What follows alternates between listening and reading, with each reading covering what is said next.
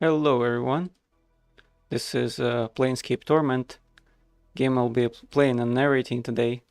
Probably be a lot of fun and be a lot of reading also, but we'll see. It's kind of a interesting setting, I think. That's what kind of attracted me to it. The fact that it's also a part of D&D and all that stuff. And in the enhanced edition, I think a lot of changes have been made that have improved the game quite drastically, at least for me, in terms of how it plays. So in this game, since it's so narrative driven, intelligence plays quite a big role, and I'll be taking that. I'm thinking something like 18 intelligence, couple of strength, wisdom. Constitution is important because that gives you health. Maybe 16 constitution and 1 more strength. 10 is considered average for most stuff. Here we are starting with our nameless hero who wakes up from the dead as if nothing has happened. You okay? You playing corpse or you putting the blinds on the dusties? I thought you were a deader for sure. What? Who are you? Who am I? How about you? Start. Who are you? I don't know. I can't remember. You can't remember your name?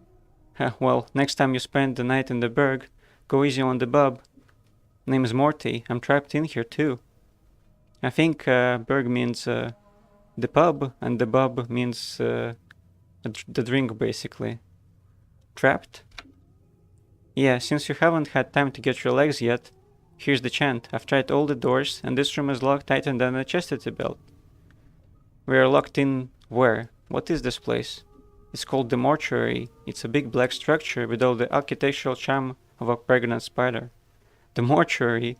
What, am I dead? Not from where I'm standing. You got scars aplenty though. Looks like some Berg painted you with a knife. That means jerk. All the more reason to give this place the laugh before whoever carved up you comes back to finish the job. Scars? How bad are they? Well, the carvings on your chest aren't too bad, but the ones on your back... Morty pauses. Say, looks like you got a whole tattoo gallery on your back, Chief. Spells out something. Tattoos on my back? What do they say? Looks like you've come with directions. Morty clears his throat. Let's see. He starts with... I know you feel like you've been drinking a few kegs of stick swash, but you need to center yourself. Among your possessions is a journal that will shed some light on the dark of the matter. Ferret can fill you in with the rest of the chant, if he is not in the dead book already. Ferret? Does it say anything else? Yeah, there's a bit more. Morty pauses. Let's see, it goes on. Don't lose the journal, or we'll be up the sticks again. And whatever you do, do not tell anyone who you are or what happens to you, or they'll put you on a quick pilgrimage to the crematorium. Do what I tell you. Read the journal, then find Ferret. No wonder my back hurts. There's a damn novel written there. As for that journal, I'm surprised to have with me. Was there one with me while I was laying here? No, you're strapped to the skins when you arrive here. Besides, looks like you got enough of the journal pinned on your body. What about Ferret? Do you know him? Nobody I know, but then again, I don't know many people. Still, some Berg got to know where to find Ferret. Once we get out here, that is. How do we get out here? Well, all the doors are locked, so we'll need a key. Chances are it's one of the walking corpses in the room that has it. Walking corpses? Yeah, the mortuary keepers use dead bodies as cheap labor. The corpses are dumb as stones, but they're harmless, and won't attack you unless you attack first. There's some other way? I don't want to kill them just for a key. What? Do you think it'll gonna hurt their feelings? They're dead. But you want a bright side to this. If you kill them, at least they'll have a rest before the keepers raise them up to walk again. Well, alright.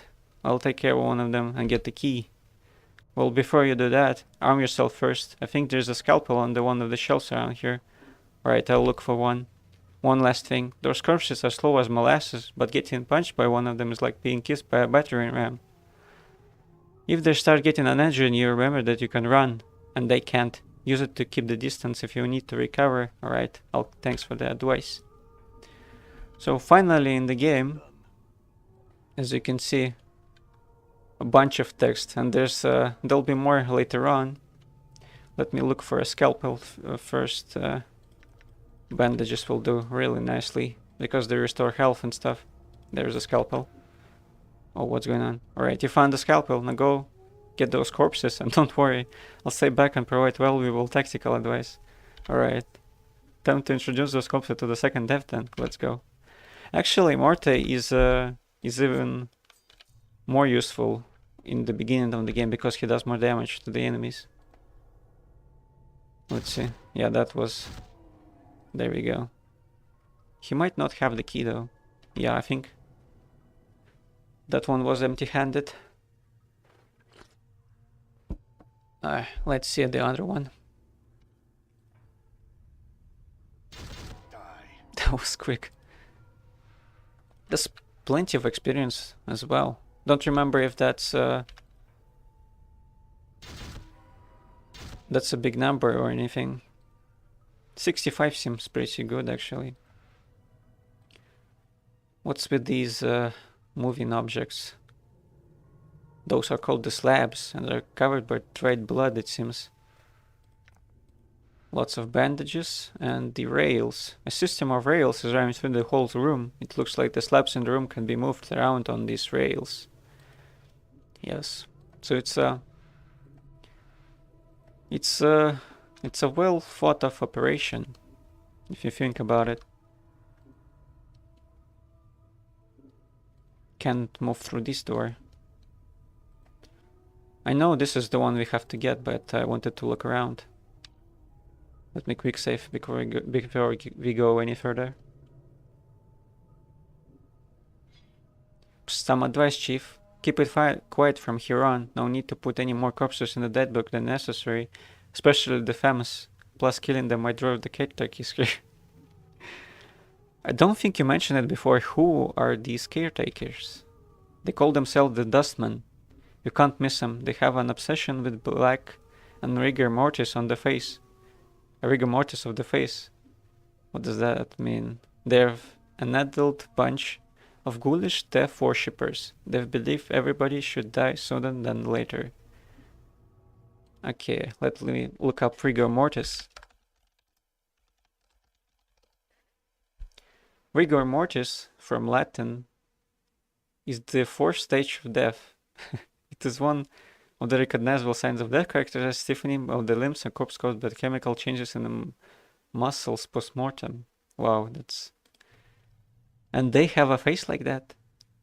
Okay, I'm confused. Why did this dustman care if I escape? Weren't you listening? I said the Dusties believe everybody's got to die sooner better than later. You think the corpses you've seen are happier in the dead book than out of it? Well, alright, I'll try to remember that. Look, Chief, it's obvious you're still a little adult after your kiss with death. So I got 2 bits of advice for you. One, if you got questions, ask me, alright? Alright. If I have any questions, I'll ask you. Could also speak to party members and stuff. Second, if you're half as forgetful as you seem to be, start writing stuff down. Whenever you come across something that might be important, jot it down so you don't forget. If I had that journal I was supposed to have with me, I will do that. Set a new one then, Chief. No loss. There's plenty of parchment ink around here to last you. I'm alright. It wouldn't hurt. I'll make a new one then. Use it to keep track of your movements if you ever start to get cloudy on important things like who you are, or more importantly, who I am. Use it to refresh your memory. Alright, I got it. Let's go. So it's a nice bit of a setting. How do you call it?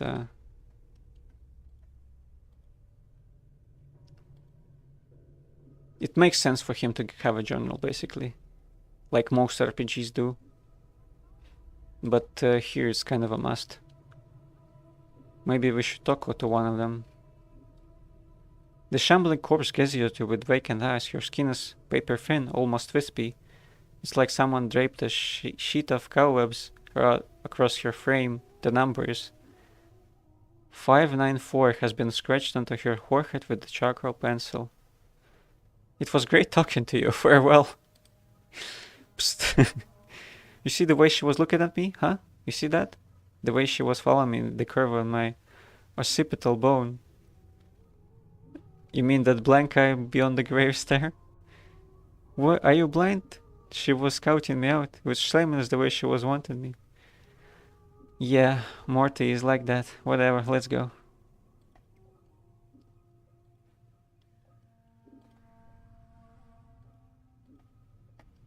Okay, here's another room.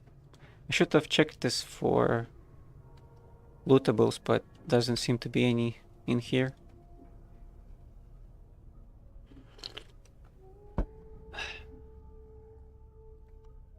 Got some nice tea going, I'll tell you that.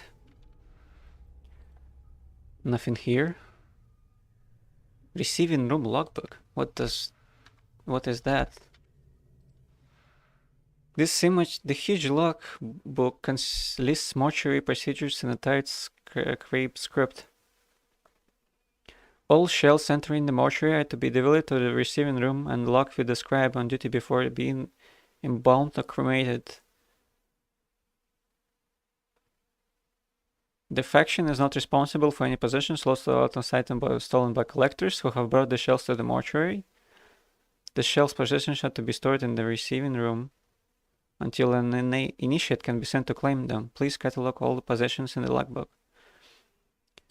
Basically, this whole place is kind of a farm for cheap laborers and workers, and the collectors, they bring the dead bodies inside in this scary and gloomy world.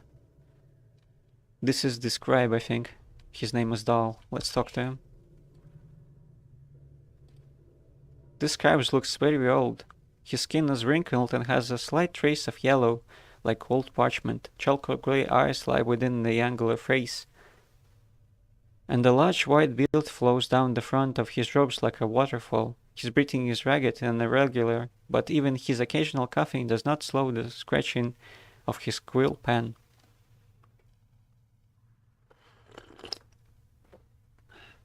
Greetings. Whoa, Chief, what are you doing? I was going to speak with the scribe. He might know something about how I got here. Look, right in your bone box with Dusty should be the last thing. Before Morty can finish his rant, the scribe begins coughing violently. After a moment or two, the coughing spell dies down, and the scribe's breathing resumes its ragged wheeze. And we especially shouldn't be swapping the chant with the Dusties. Come on, let's leave. The quicker we give this place the laugh, the better. Before Morta can finish, the scribe grey eyes flicker to you. The weight of years hangs heavy upon me, restless one. He places down his quill. But I do not yet count deafness among my ailments. Restless one, do you know me? Know you? There's a trace of bitterness in the scribe's voice as he speaks. I have never known you, restless one, no more than you have known yourself. He is silent for a moment. For you have forgotten, have you not? Who are you? As always, the question. And the wrong question as always. He bows slightly. But the movement suddenly sends him into a bout of coughing. He pauses for a moment, catching his breath. I am Dahl. Perhaps you can answer some questions for me, Dahl. Very well. What do you wish to know? If I could ask who I am. Do you know who I am? Yeah, that's the fourth option. I know scant little of you, restless one. I know the little more of those that have journeyed with you and who now lie in our keeping. Dahl sighs. I ask that you no longer ask others to join with you, restless one. Where you walk, so walks misery. Let your burden be your own. There are others who have journeyed with me, and they are here. Do you not know the woman's corpse interred in the memorial hall below? I had thought that she had traveled with you in the past. Though looks like he's about to start coughing again, then catches his breath. Am I mistaken?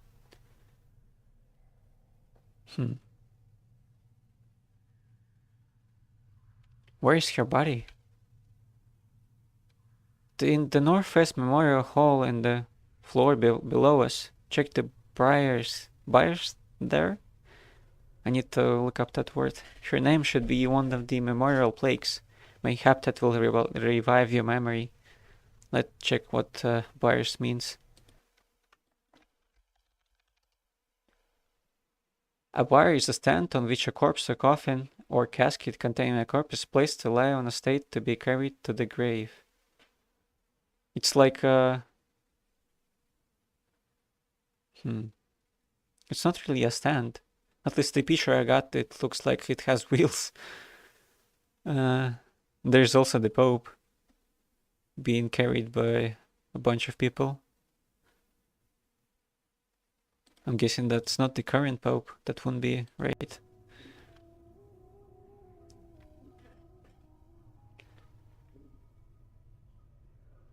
I don't know. I don't recall ever traveling with a woman. Dal makes no response to this. He simply stares to you in silence. Where can I find her? Yeah, the Northwest Memorial Hall. You said there were others. Who else is here? Doubtless there are, but I know not their names, nor where they lie. One such as you has left a path many have walked, and few have survived. Dull gestures around you. All dead come here. Some must have traveled with you once. That's a scary thought.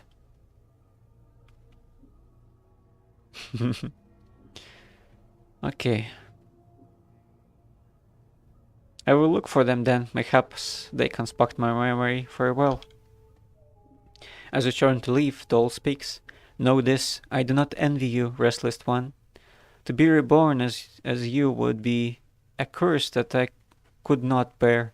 You must come to terms with it. At some point your path will return you here. Dol coughs, the sound rattling in his throat. It is the way of all things, flesh and bone. Then perhaps we'll meet again, Dol. Okay, that's interesting. I'm gone. Let's check the lootables. Nothing here. What can I speak to Marta about? Hey, what's eating you, Chief? Can you... No. What would be that? I know there's more to it than he said is tattooed on my back, but maybe he would tell me, actually. Come on, Chief, don't tell me I forgot already. I just need to refresh my memory. But I'm going to be hearing that a lot. Morty clear his throat. Let's see. Yeah, he said the same thing. Parrot, huh? Keep going. Same thing.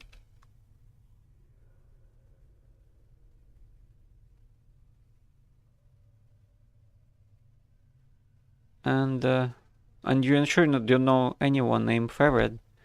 Nope, still, some bird got to know where to find them. Let's ask around. Right, then let's go. You, Chief. Nothing at the moment, Morty. Let's check in if you were still with me. Done.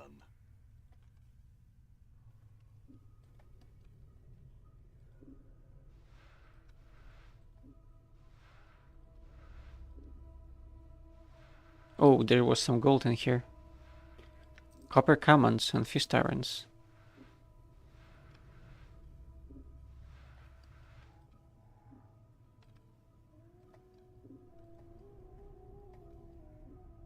More rails.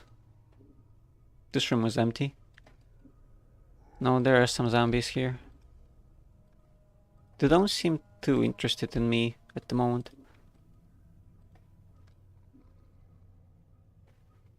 Iveen. Might be someone who prepares the corpses.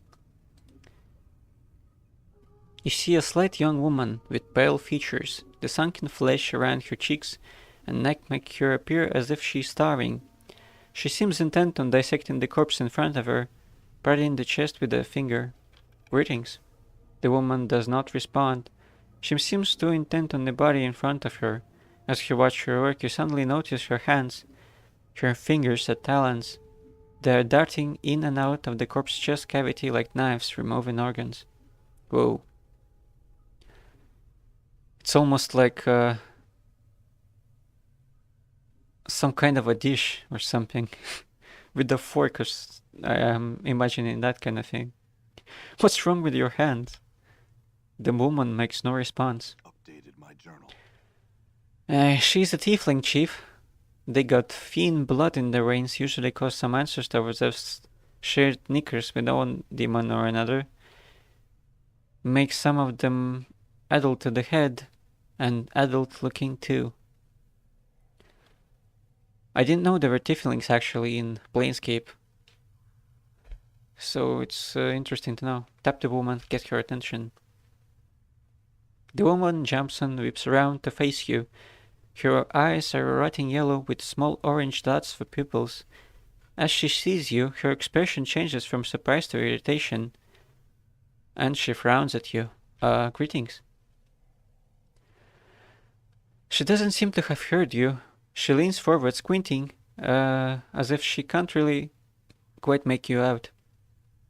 Whatever is wrong with her eyes must make her terribly nearsighted. You! She clicks her taloned fingers together, then makes a strange motion with her hands. Find Fred and elm balmy juice. Bring here to Elvine. Go, go, go. You have been assigned the quest. I had some questions first. She turns away. She makes no sign that she heard you. I think the dusty chit might be a bit short of hearing, Chief. Let's lay off, shall we? Let's leave. We could look around for the embalming juice. Maybe she would tell us something. Kinda curious.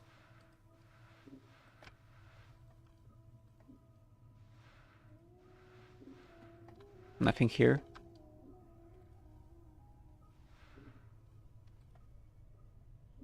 This chalk white body has been drained of blood and treated with embalming fluid.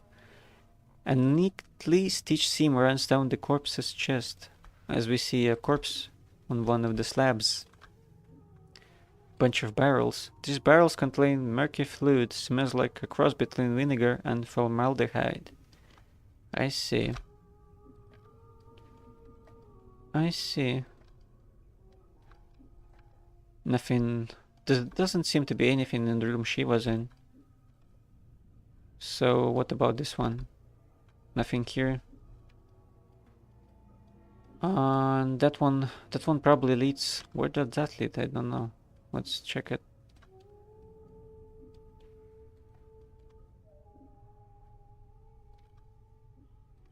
No, it wasn't a room, just a continuation. The isometric perspective does not tell me much.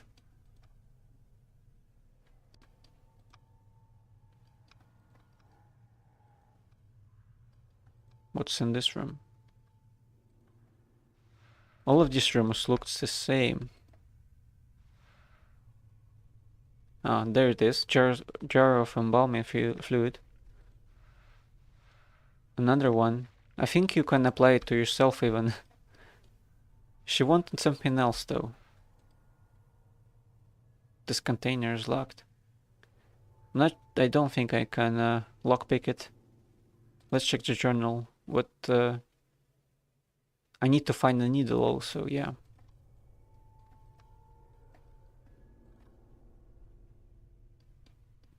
Now where would that be?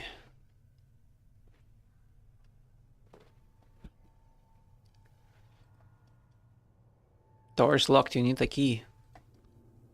I guess I have to go to the upper floor. I need to get down though, because that's where the woman the scribe told us about is. Empty. All of this is empty. This looks like some kind of a terminal almost, with buttons and such. Or we could go down here. A dustman. I think he wouldn't appreciate it if I started talking to him. So let's skip it for now.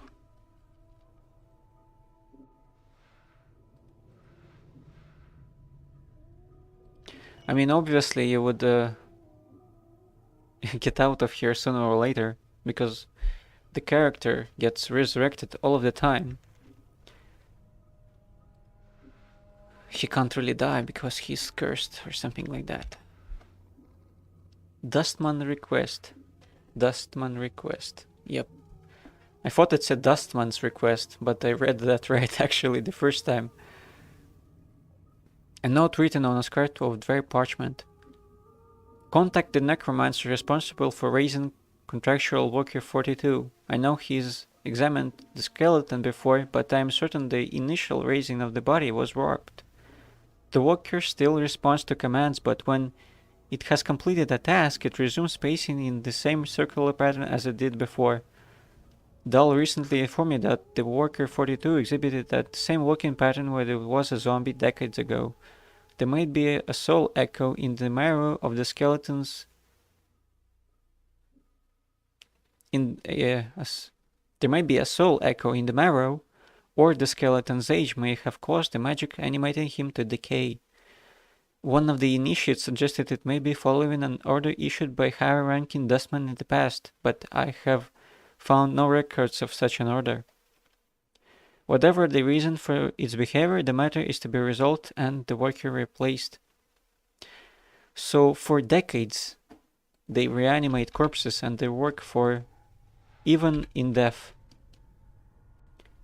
This is kind of sad, actually. This corpse has a number of 79.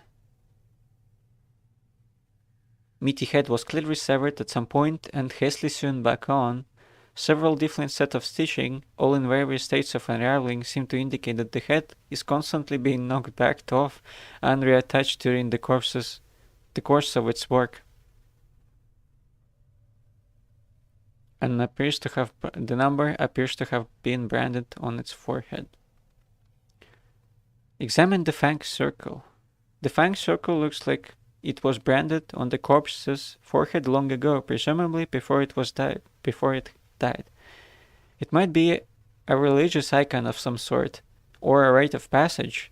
You notice that one of the recesses between the inner fangs has a small triangle within it, as if it has some special significance. Interesting. How did that mark get there, corpse? The corpse makes no reply. It looks like it is too far gone to answer any of the questions. What did he write down in the journal?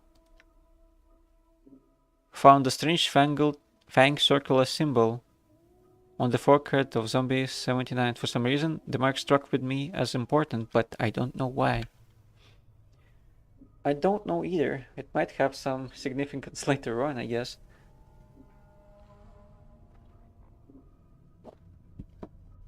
Let's see what's this zombie worker can tell us. This looks to be a corpse of a well-aged, even ancient woman. Aside from the embalming fluid stink, the stitches scaling her mouth and the number 679 stitched into her right cheek, it's likely she looks only slightly different now than she did in her final years. So, doing anything later? The corpse continues to stare at you. Farewell then. Skeleton worker. This animated skeleton smells horrible, as if it had been only freshly stripped and prepared. Its jaw and major joints are tightly bound with leather straps, and the rough smock has been thrown over it.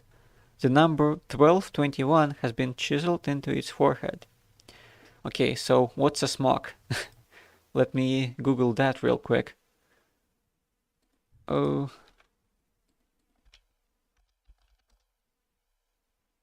Smock.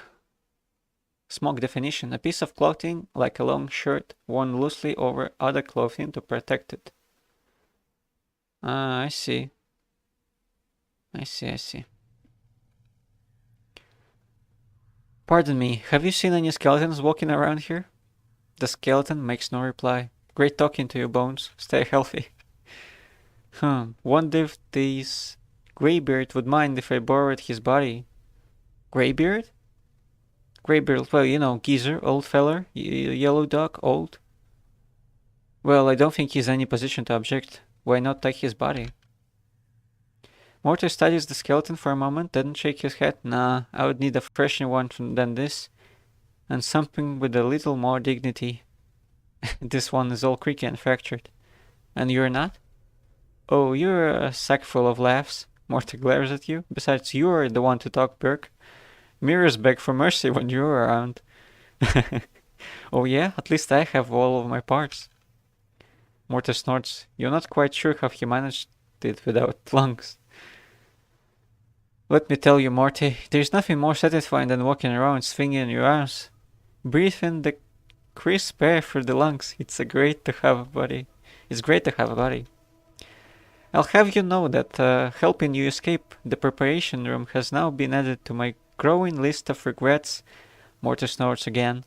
I should have let you rot. Some more, that is. Glad you feel that way. Let's go.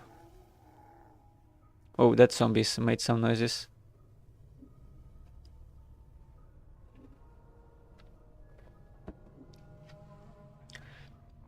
I'm not sure if Morty can actually get himself a new skeleton. Might not even happen in game. Or it might, I don't know. That's what I like, I guess, about this game. Since I haven't played it to its ending and haven't looked up much of it online. Oh, did he wave at him? The skeleton turns to face you. 42 has been chiseled into his forehead, and a number of bones, mostly in the jaw and the joints, have been boned with leather straps. A black smoke has draped over its body. That's the skeleton that's pacing around in circles. Huh. I have to ask why the smoke. I mean, it's not like I have anything to be modest about. At the sound of your voice, the skeleton suddenly straightens up. It crosses its arms over its chest, and its fingers hook into its ribcage. The skeleton's arms drops to its sides. Hello. The skeleton crosses its arms across its chest again.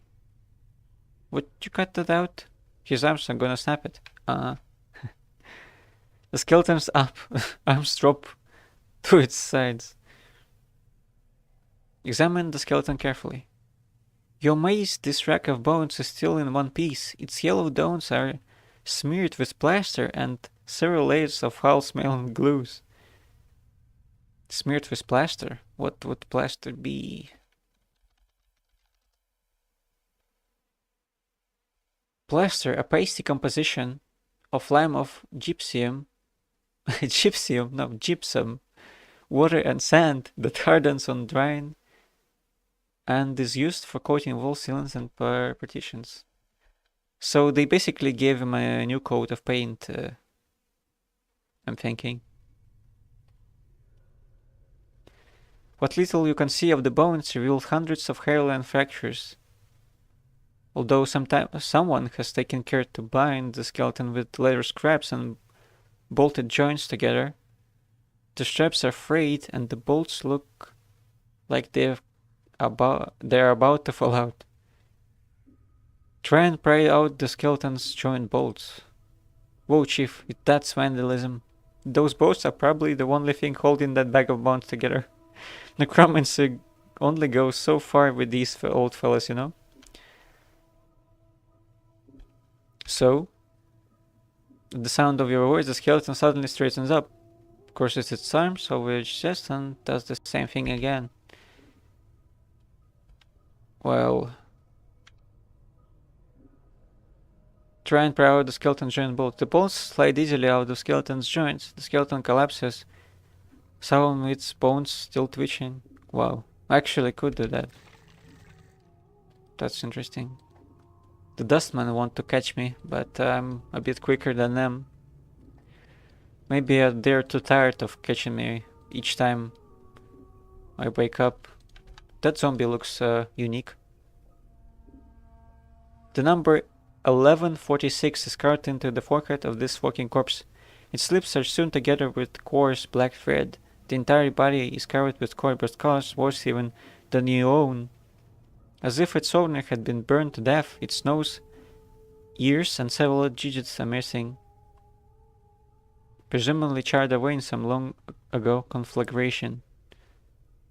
As you block its path to get its attention, it stops and gazes at you with vacant eyes. I think conflagration means burning of some sort, but I want to look that up as well. An extensive fire which destroys a great deal of land of property or property. I see. So it was kind of like that. Big fire of sorts. So, seen anything interesting going on? The corpse continues to stare you. I thought that since its lips are patched together, maybe I could do something about that, but seems that's not the case. Mortuary task list, Dustman Embalming Charm. In this game, the combat revolves around these charms of sorts. They can debuff enemies or do some other stuff. Cloth Charm. I think that restores health. This container is locked. More bandages, yep.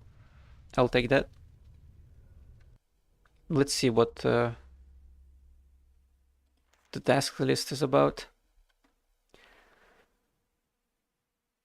Someone has penned a series of tasks in red ink on the scrap or of parchment. I would like the contracted workers to be inspected thrice daily at the end of each work shift when the new initiates come on duty. We have experienced too many contracted collapses while engaged in heavy labor as of late, and I think the embalmment and enchantments initially used on the corpse may be decaying or may have been warped somehow. If the contracted workers could be inspected every 8 hours and raised if they have collapsed, then this would prevent the backlog of shells in the preparation room and free up more contracted workers for other duties. I do not wish collapsed bodies to be disposed of when possible. The original contracted shells are to be raised and made to resume their duties. I have included spare embalming charms within the shells of the initiates on duty. For the initiates on duty, they are to be used only when the shells cannot be repaired with stitching, bandaging, or applications of embalming fluid. Yeah, they've made it clear that they do not want these corpses to go to waste. I'm wondering if I can try to pick locks somehow. Doesn't seem like I can do that though.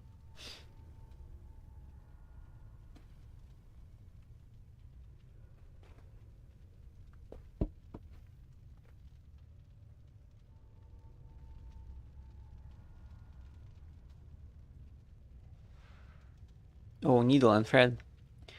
Let's return to that Dustman woman. See what she can tell us.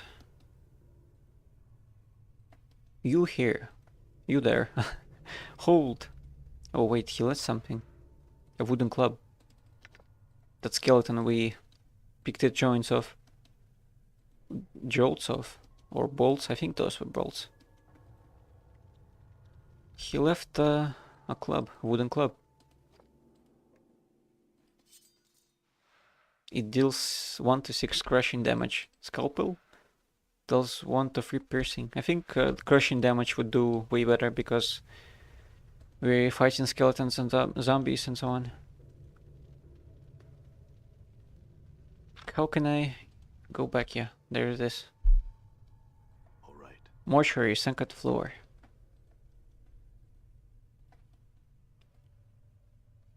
Let's go speak to that woman. Evin.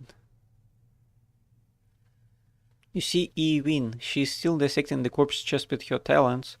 The rhythm of the talons reminds you of something, but you can't quite recall what. Probably she picked me apart as well at some point.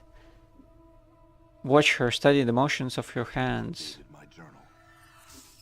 Oh, something happened. As you study the motion of Ewen's hands, you feel prickling along your scalp, and then suddenly you find your vision swimming, blurring until what? You're standing in front of a freshly slain corpse. Rigor mortis making a mockery of its smile. The number 42 has been stitched onto its scalp.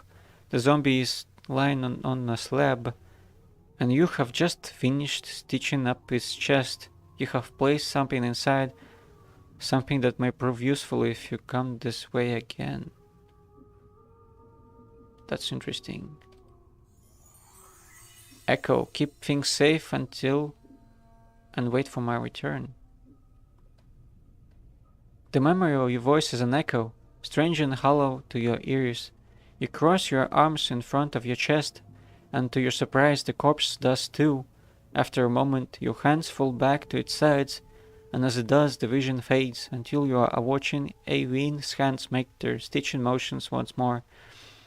You have regained the memory. Memories can give you additional experience points, skills, and may even lead you to gaining something else of value later on. I see. Tap her. Get her attention. She turns, sees you, then frowns. Damn zombies. She clacks her talent fingers together impatiently, then makes a stitching motion with her fingers. Find thread and embalming fluid, bring here to EAV, go, go, go. Give her the thread and embalming fluid. Updated my journal. Without missing a beat, Eowyn snaps the thread from your hands and hooks it around one of your talons, then begins sewing up the corpse's chest. She then takes the embalming fluid and begins to apply a layer to the corpse. Wait. Within minutes she is finished. She clicks her talons, then turns to face you. To your surprise, she extends her hand and drags her talons along your arms and chest.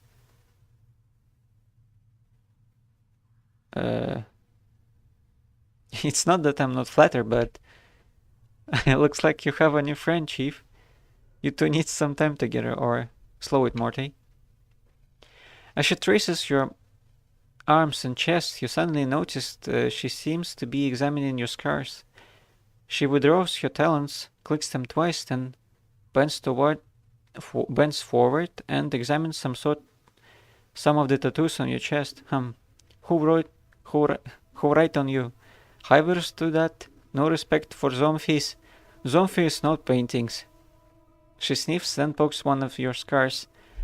This one, bad shape. Many scars, no preserves. What's a preserve? Let's Google that.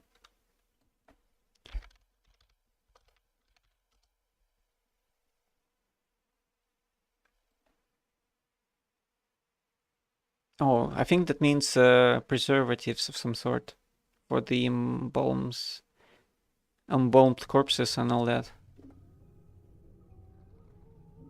Wait. Her talons suddenly hook into the thread you brought her, and lightning strike, she jabs another talon to the skin near one of your scars. It feels barely more than a pinprick, but it does look like she's about to start stitching you up. Let her work. Updated my journal. Max HP +1. That's pretty cool. The sensation is curiously painless as Eowyn begins to stitch you up. When she's done, she sniffs you, frowns, then stabs her fingers into the embalming fluid. Within seconds, she has dabbed your body with the fluid, and strangely enough, it makes you feel better. Let her work. This may be the second time in my life I'm thankful I don't have a nose. Avin puts the last touches on your body, gives you another sniff, nods, then makes a shooting motion with your talons. Gone. Done. Go, go. She didn't tell us much, but we got some sort of a memory on that corpse named 42. Apparently in my past life, I have worked here as one of the how would I say it? One of the keepers of the mortuary, I guess. Our character, the nameless one. Maybe we could maybe I missed something on the corpse now that I have received the memory. No, I think it was the club. I'm guessing. What about this door? Locked, I need a key. I guess I can get the key from one of the keepers, but not sure. Let's look around. You there. What's this?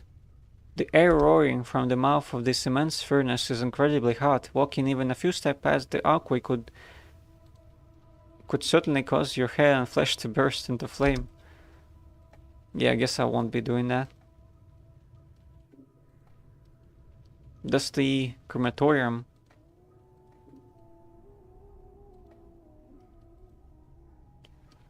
Well, I'm not sure where to go.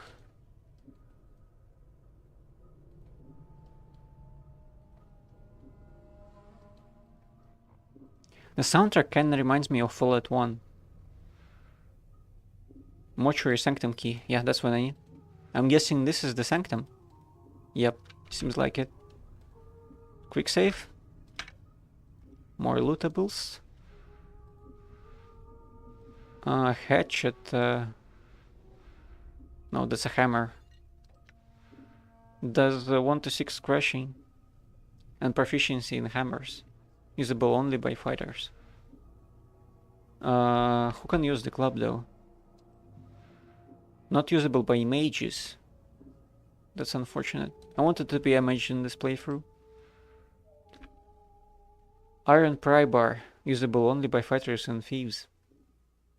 This iron pry bar can be used to pry open doors, chests, and even the occasional reluctant trip cage. It also makes a good bludgeoning weapon when there's no time for subtlety. This is useful. I didn't know I could use it that way. Let's go open a bunch of chests.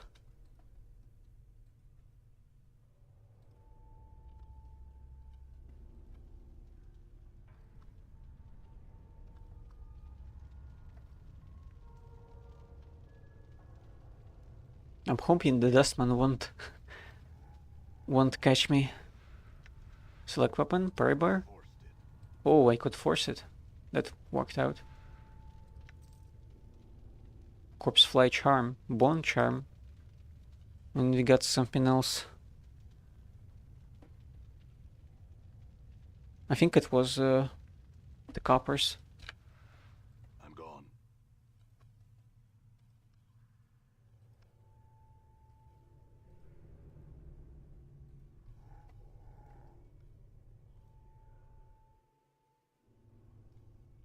Oh, we are back to our starting location. We have to go down here, I think. To the first floor. Yep, that's it. Dustman guard. He probably has not nice weapons. Cannot save at this time. Yeah, I figured that. What's this? Plaque on this buyer says here lies Dayonara. This looks like a large tomb. The marble surface gives it a rather elegant look. Cannot save at this time because the dustmen are catching me. Dayonara, let's talk to her. You see a strikingly beautiful ghostly form before you. Her arms are crossed and her eyes are closed. She has long flowing hair, and her gown seems stirred by some ethereal breeze. As you watch, she stirs slightly, and her eyes flicker. I think that's pretty good writing, because if she's supposed to be kind of your beloved one or something like that, I think it would make sense that even after your death, you would, even if you forgot them, you would think that they're beautiful or something like that. Ratings? You. What is it that brings you here? Have you come to see firsthand the misery you have wrought? Perhaps in death I still hold some shred of use for you, my love. Oh, it's voiced even. Who are you? Or maybe, my love, do I know you? The spirit makes a begging motion with her hands. How can it be that the thieves of the mind continue to steal my name from your memory? Do you not remember me, my love? The ghost stretches out her arms. Think. Her voice becomes desperate again. The name Dionara must evoke some memory within you. No, I'm sorry. My memories are lost to me. Then it is as I feared. I am truly lost to you. And what was once an inconvenience for you, you now have the excuse to discard me as you have my memory. Inconvenience discard you? I do not know your spirit. My memories are no more. Tell me, who are you? What do you know of me? You are one both blessed and cursed, my love, and you are one who is never far from my thoughts and heart. Blessed and cursed, what do you mean? The nature of your curse should be apparent, my love. Look at you, she points at you. Death rejects you. Your memories have abandoned you. You do not pause. Do you not pause and wonder why? I'm still trying to get my bearings, actually. What else can you tell me about myself? I know that you once claimed you love me and that you would love me until death claimed us both. I believe that, never knowing the truth of who you were, what you were. And what am I? I cannot, she suddenly freezes, and speaks slowly, carefully, as if your voice frightens her. The truth is this, you are the one who dies many deaths. These deaths have given the knowing of all things mortal, and in your hands lies the spark of life and death. Those that die near you carry a trace of themselves that you can bring forth.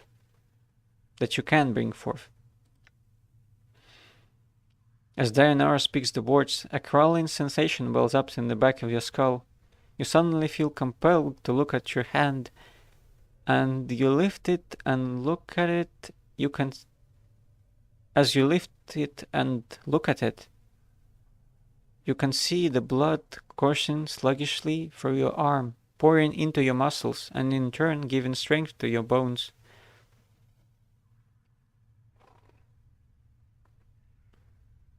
So are we becoming alive or what? Updated my journal.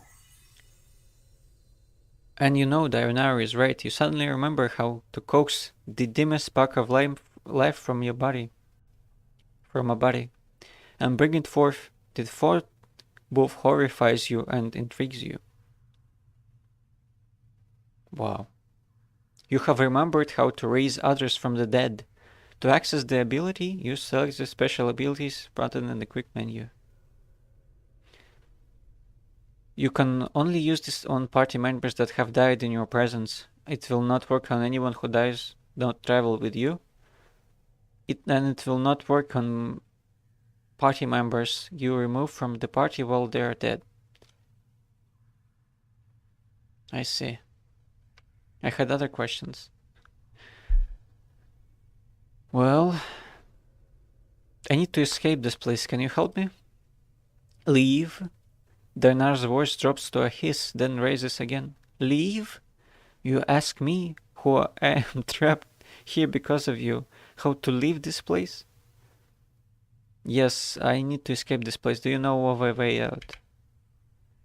You come to me in death only to tell me that you need my aid so that you can abandon me again?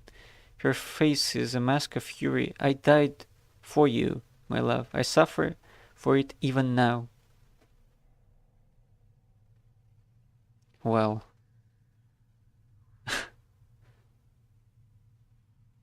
I think she can tell you something that would help the character, the nameless one.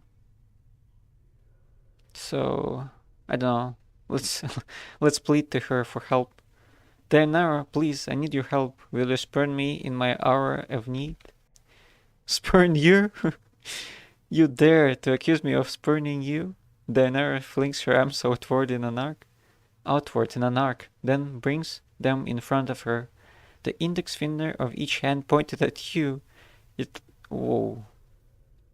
It looks like she's calling for some sort of sorcery. You there? Whoa, it's like I'm gonna be fighting her. Prepare to defend yourself.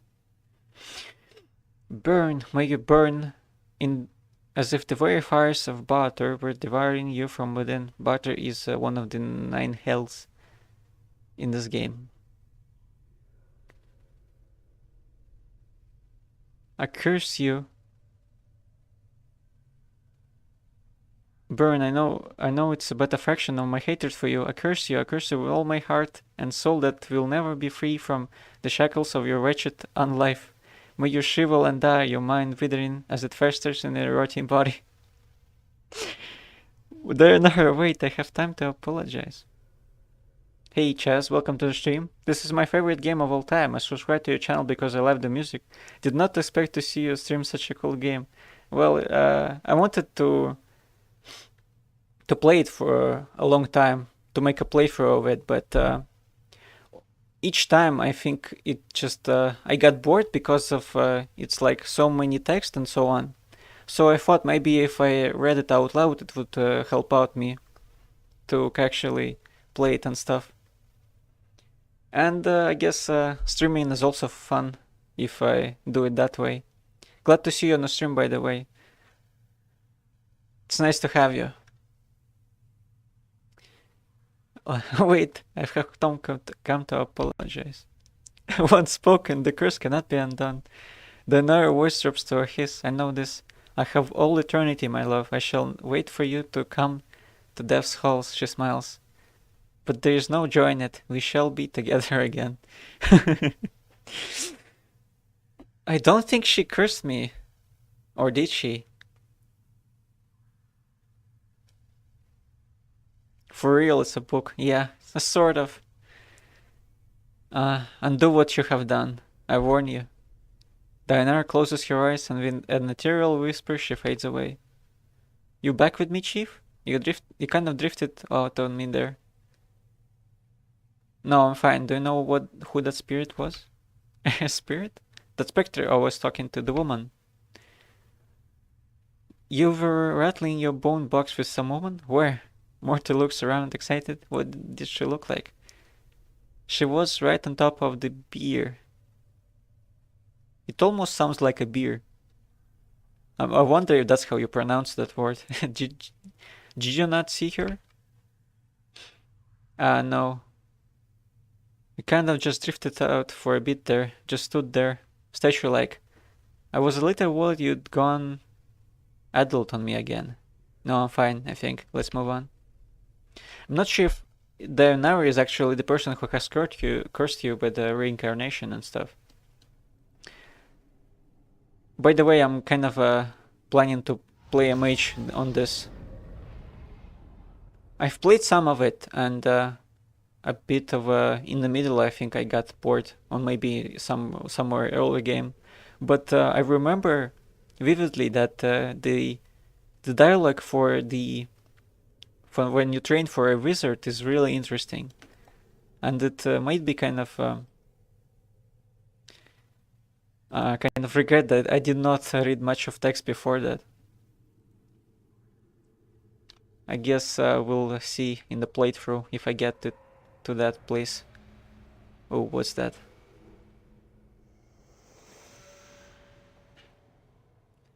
some shades. Yeah, being a mage is the best playthrough. Oh, I didn't know that. It's nice to know. I'm gone. Coppers and Pen's note. What's that note? Kind of a slab. The sarcophagus appears to have been there for centuries. There is no lid. The exterior seems to be made of solid stone. This brazier has been long since dry of oil. Only ashes remain in the bottom. Some kind of sarcophagus. Let's read the note. This note has been written with remarkable penmanship upon the finest parchment. Vaxis, if you are reading this, then you have undoubtedly failed in your task and have been forced to use the escape route I arrange. I told you that your little disguise idea was ridiculous. In any case, you'll need to lay low for a while. The dustmen may be deluded, but they are not fools, and they will certainly seek retribution for our intrusion. I've left you some coins. Use them to secure a hiding place in the hive, preferably in the Ragpicker Square.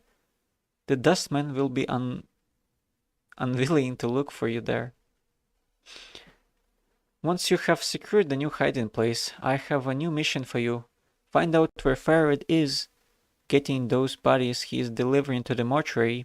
It's apparently causing the dustmen a great deal of upset, and I wouldn't mind knowing myself. Reports are that a stone-faced dustman at the Gathering Dust bar, Initiate Emoric, I think the fool's name is, has been sending out finders to try and mark Farad's movements. See if we can find out how far along he is and hinder his efforts until we know more about Farad's activities. I don't want in Emoric finding out for something before we do.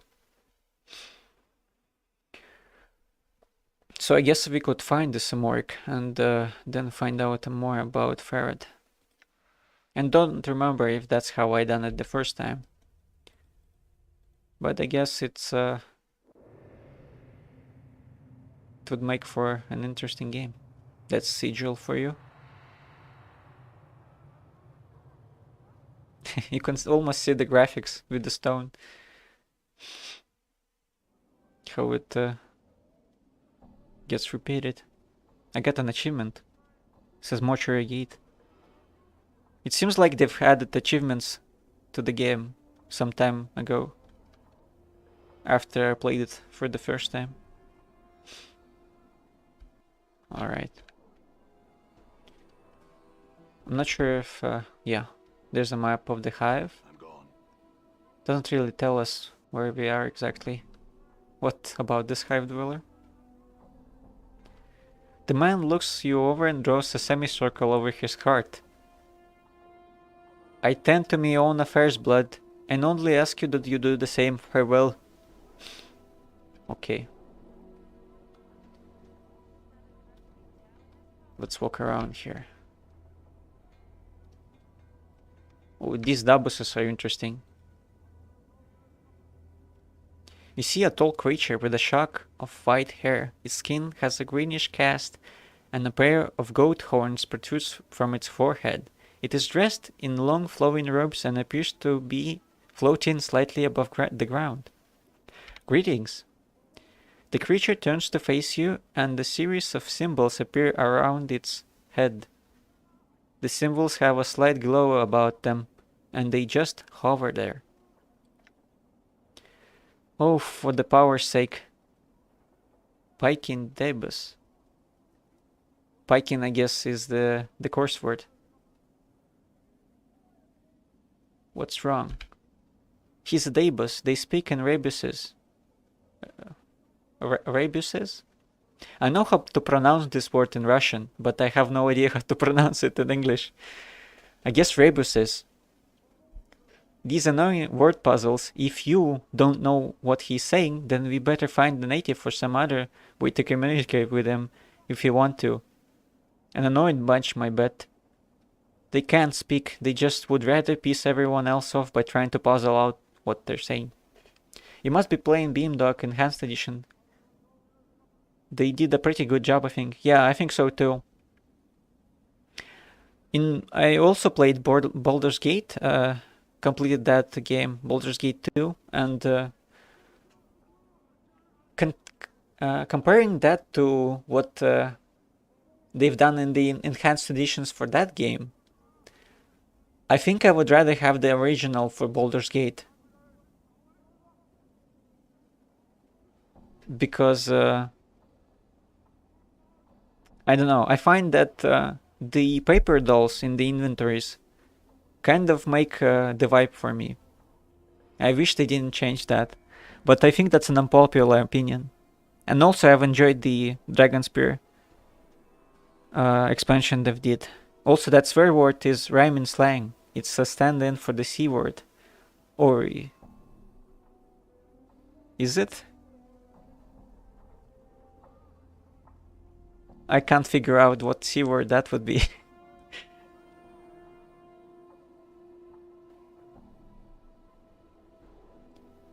Agreed for Baldur's Gate. They kind of took the soul out. Yeah, I think. Well, it's not like utterly soulless. They're still kind of there, but I see where you're coming from. What's a Daebus? Chant is their janitors for the Lady of Pain. Oh, I forgot the Lady of Pain is in this game. Didn't kind of figure that out. Last playthrough. They float around breaking, fixing and patching up sigil according to her whims. They're worse than corpse flies, size. You can't swat them though, or the lady will get upset. Lady of Pain, who's that? She runs the city, you'll know when you see her. She got those blades around her face, she's about the size of a giant, and she floats off the ground just like these guys. Morty notes at the Daebus, who's looking at you both. Nobody knows much about her. She doesn't speak much. All you need to know is that you don't want to make her angry. If you see her, my advice, run. I see.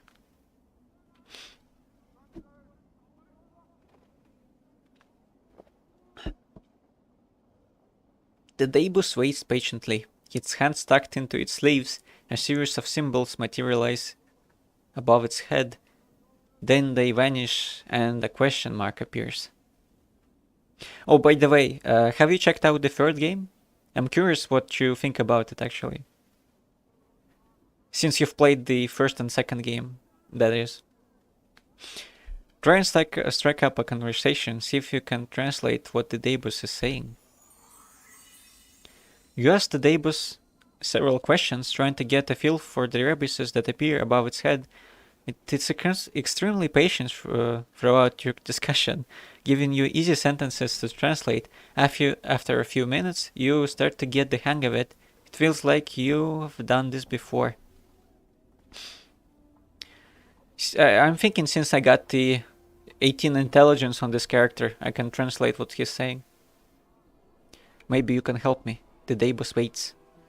Who are you? The Daebus inclines its head slightly, and a stream of symbol appears above its head. I am a Daebus. I had another question for you. Can you tell me about the Lady of Pain? A lone symbol appears above the Daebus's head. This one shows a metallic female mask with blades coming out of the sides. Just looking at the ghostly image makes you uncomfortable. I had another question for you. What are you doing? A batch of symbols appears above the Daebus's head. I attend to my duties. Very descriptive. Thanks, farewell. The Daebus bows slightly. Symbols swirl around its head, then it turns away. Well, it didn't tell me much, but I got a bunch of experience, I guess. Let me see. Maybe I could open the character sheet somewhere. Where was it? Statistics screen. Yeah, I need 600 experience. And then I'll level up. I'm gone.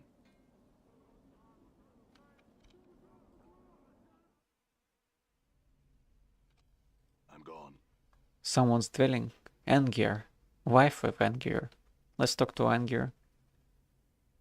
This man looks haunted. His eyes are half-lidded, as if he has had trouble sleeping, and his hair is long and unkempt.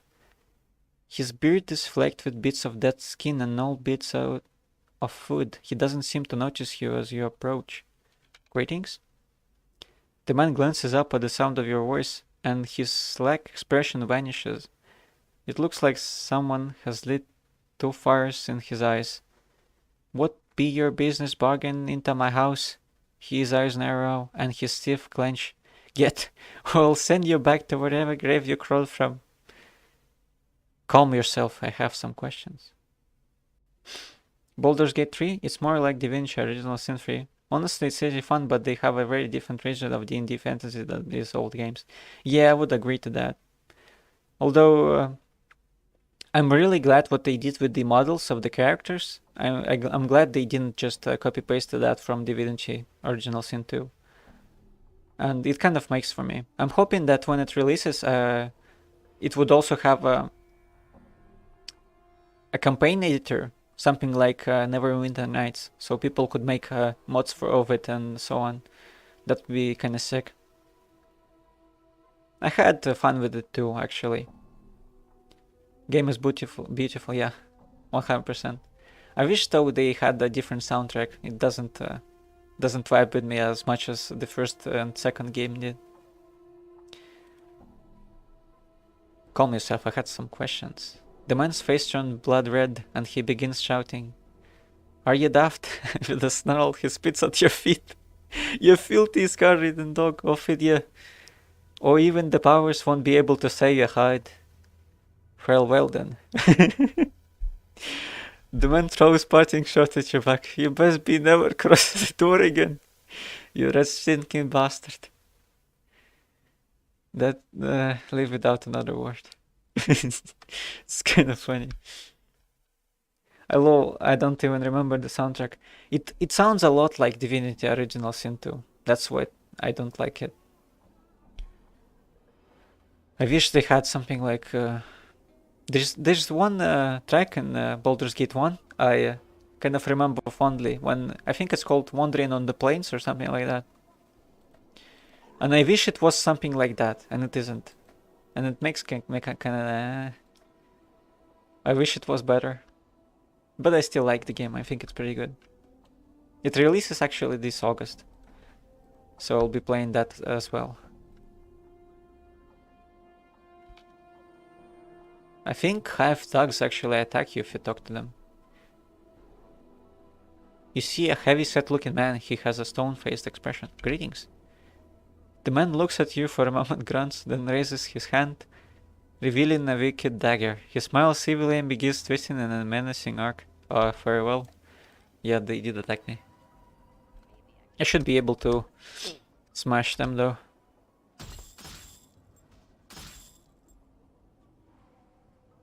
Especially considering that the nameless one actually regenerates.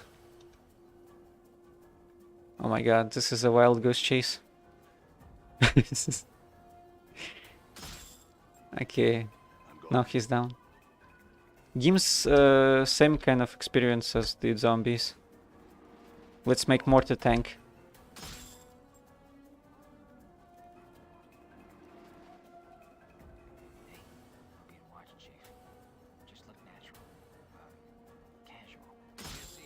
Oh, that was a crit. Sent him running and stuff. Okay, here we go. Got some loot with them. 5 copper commons. Quick save successful. What's this place? Vines with black leaves. This seems... The stems look extremely sharp. More vines over here. Yep. The whole building has vines. Maybe I could talk to the dustman. This dustman is dressed in long dark robes, and his hands are folded into his sleeves. His head is bowed and he is chanting at a measured pace with the other dustmen around him. Greetings. The dustman appears to have heard you, but he does not look up. Listen to them chanting. All the dustmen carry the exact same tone and rhythm. The chant rises to a near shout every few minutes, then slowly fades in a way that reminds you of an echo. Once it fades completely, the dustmen speak several lines praising the true death, then begin their chant again.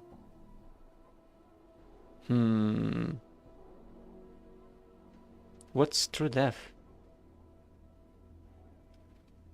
Oh, I just remembered Pike doesn't mean the C word, it's Burke. Burke is the C word and everyone calls you it. I thought that meant jerk. Actually, you could... I even looked it up before the stream. Burke is an actual word in British English. I found that pretty interesting, and it does mean jerk. Pike, I think, means the keyword, probably. But maybe not. I think it would be strange to call him that, in particular. Let's say greetings to him again. He heard me. I would like to speak to you for a moment. The dustman lifts his head. He does not stop chanting, keeping the same pace and tone as the other dustmen about him. What are you doing? The dustman ignores you, instead bowing his head and resuming chanting. I would like to speak with you. The dustman appears to have heard me, but he does not look up. Yeah, he ignores me. All right. This is an interesting place. I think this is a chapel of some sort. This obsidian monument has names chiseled on it, but I can't look at them. Maybe if I talk to this guy? Name's Quentin. The man before you looks to be middle of height and years. He is stout with a thick, bullish neck, and his shoulders are hunched, as if a great weight was pressing upon him. He wears an impatient look as he stares at the black monolith in front of him. Greetings. The man throws you a glance. There's room, Cutter. No need to ask my leave to stand here. Actually, I wanted to know what this monolith was. It's a tombstone of the plains, he scoffs. Graveyards of names are scratched on that rock. Can only hope the name of the one that'll split the stone in twain. He points at the base of the monolith. Quentin, right there, hammered in just right, hard enough to send the damned thing crashing down.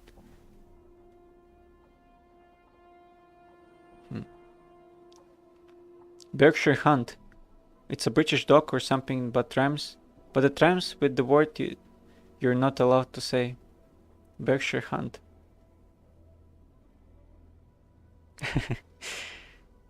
Let me Google that. I'm kinda interested.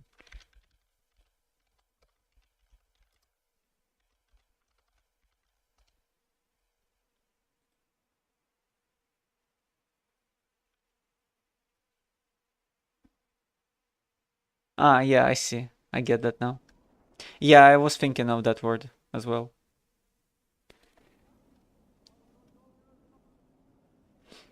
It's kind of funny actually how YouTube censors all that stuff, and yet still people find ways to say it differently in a way. Tombstone for the plains. Quentin smiles wrathfully. What does wrathfully mean? Let me Google that as well.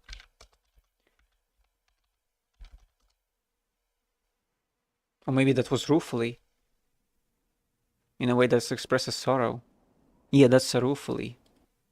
Missed that. Read that wrong.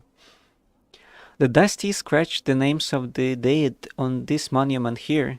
He gestures around him, and on the walls of this place, not enough space, by my reckoning.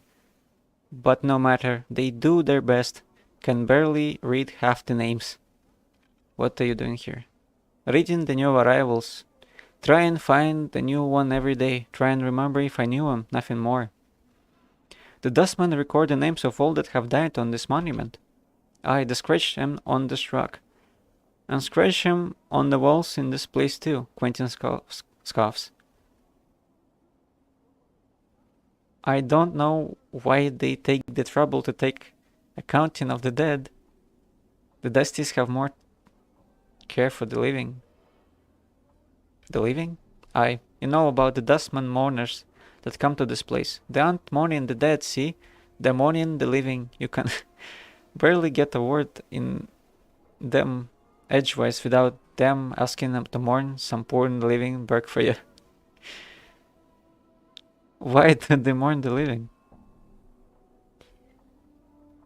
You got me there, Cutter, he shrugs. Might want to put the question to them. Seems to me the dead are thrice worth the pity of any poor soul living in this pit. He nods at the monument. Every name on there is blessed. In my book it is. Ever know anybody who came back after the name was put on there?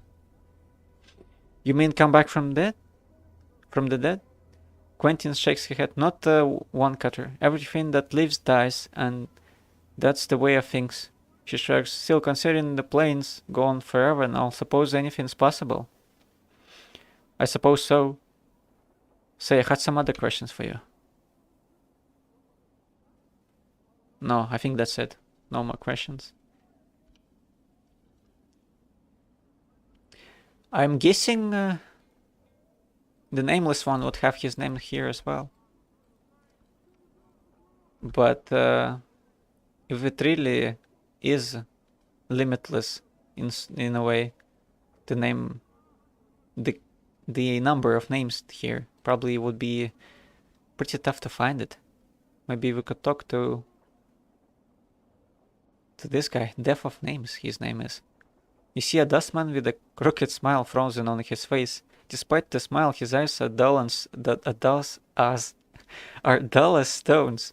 His right arm is shorter than the left, and he keeps it tucked to his side, as if cradling a small child. The dustman's eyes slide over you. Name. The way he speaks the word sounds like the tolling of a bell. I don't know. No name, can't help you. The dustman speaks in a curious, sing-song voice. Need to give a name if I want to see where it died. What? Journal. Given a name when you were born, give it back when you need it no more. Death of names. His eyes swim across the monolith, then the walls of the area. Buried many names here. Death of Names has. Tell me a name, I'll show you its grave. That's interesting. Let's say Dionara. His eyes roll to the back of his head. Whoa, then pop back. With a wild gleam, his eyes run across the walls of the monument, scanning the names in human speed. He then points at a section of the vault buried. Examine his spot he's pointing at. Chiseled to the black stone, the tiny cramp writing is the name you requested. It's almost lost beneath the sea of names around it. Huh. What does that mean? I would like to bury a name. He nods, then unfolds his small hand from it is cradled on the side. It looks atrophied. It is the size of a child's hand. Costs Jink to bury a name. 3 coppers, 3. What if I did bury a Quentin? She shakes his head. Not that yet. That name is not buried here. Not time.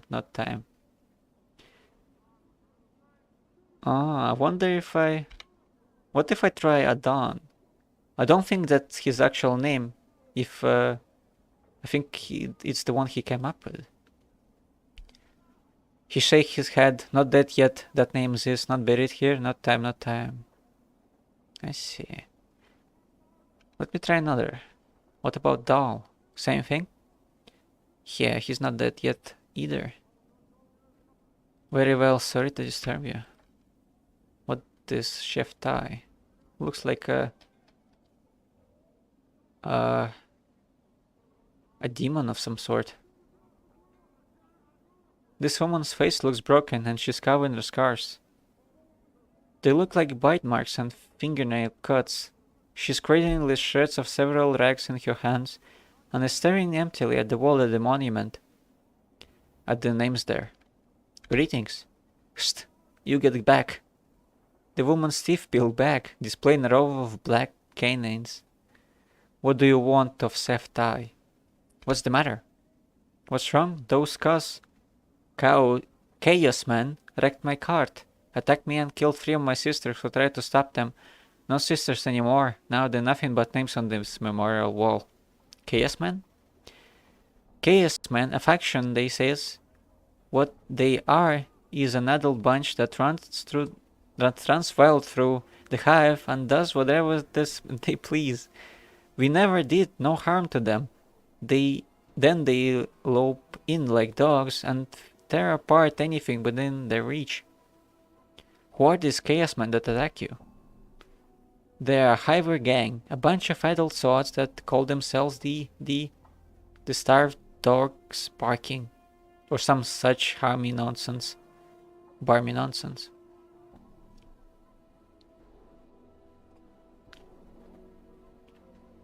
You know, I wouldn't mind penning some men in the dead book for some coin. You got the copper, we'll talk terms. A copper earring in your purse if you pen 3 of those murdering thoughts in the dead book. Jig? I'll see to it that they're put in the dead book. Can you tell me where they might be found? Go out of the south gate, spireward from here, then walk around the block until you comes to a place where a man run in circles, howling at the sick sky.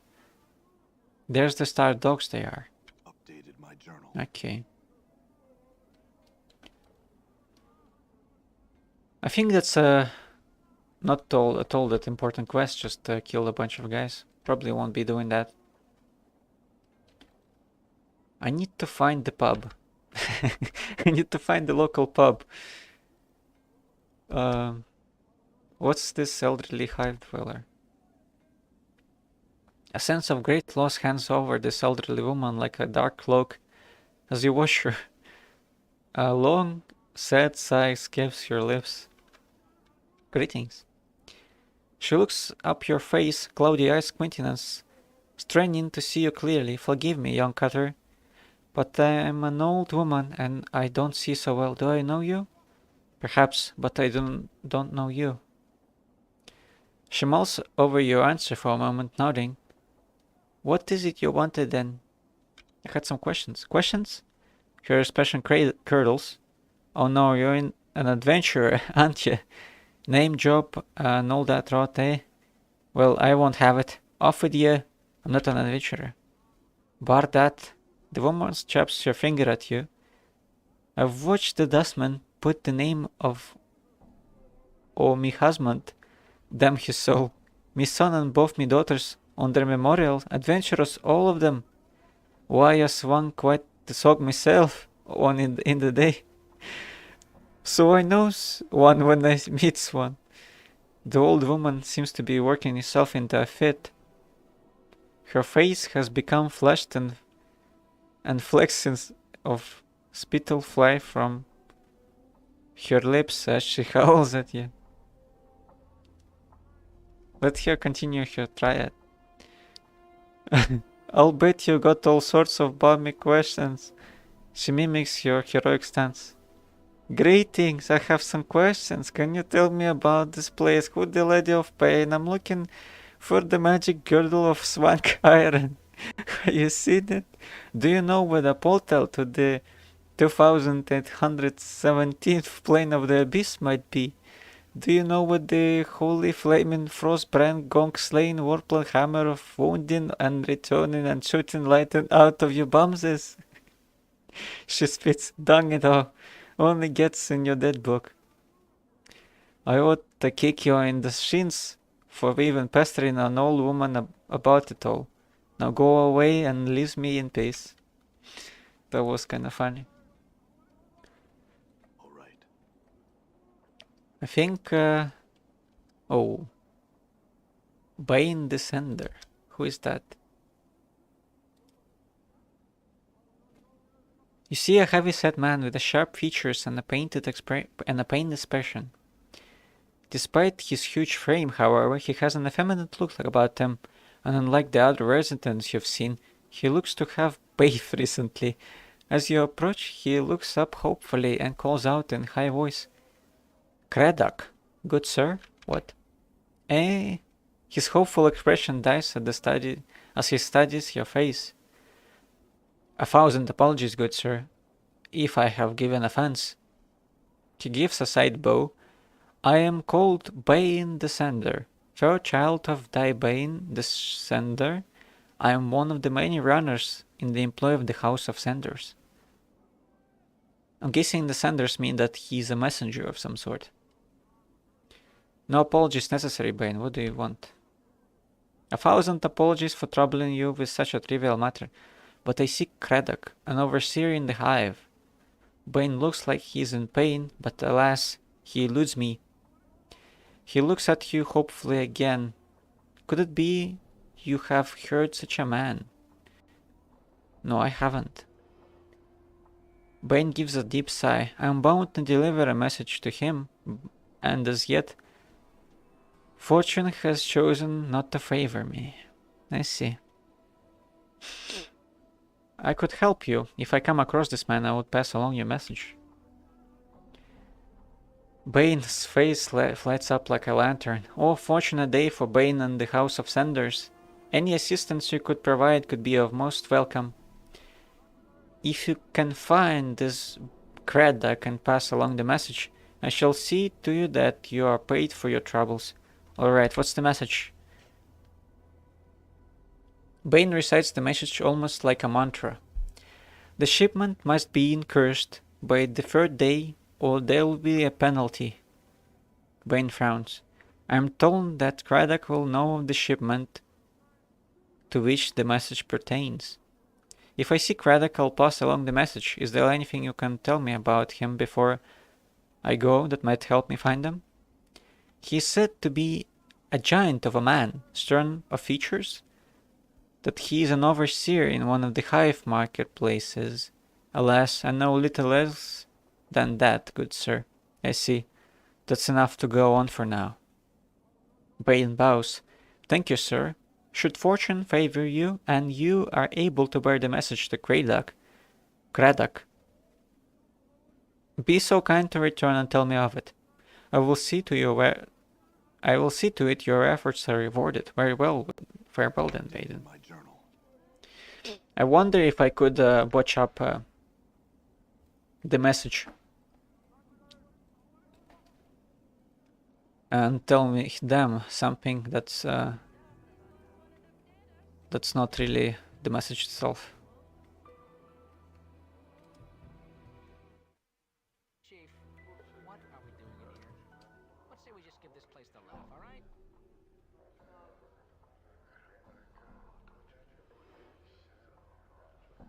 This seems like the bar I'm looking for.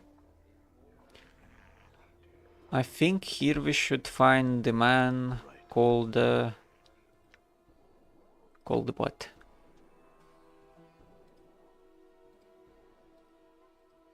No, that wasn't his name.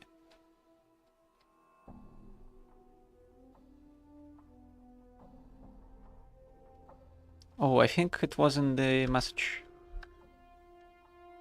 Pen's note. Imoric, yeah.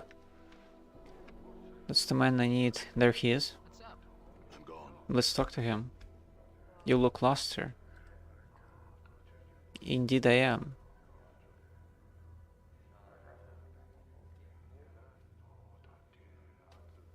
You see a heavy-set man with dark skin and grim features.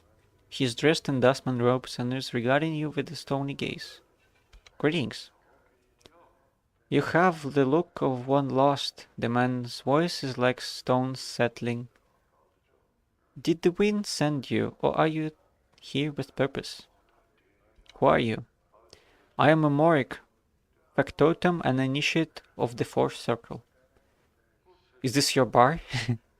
"If you measure ownership in copper, this is not my establishment. If you measure ownership in spirit, it is mine." He pauses as if trying to emphasize a point. The dustmen here I am our students, and they are under my protection. Can I ask you some questions?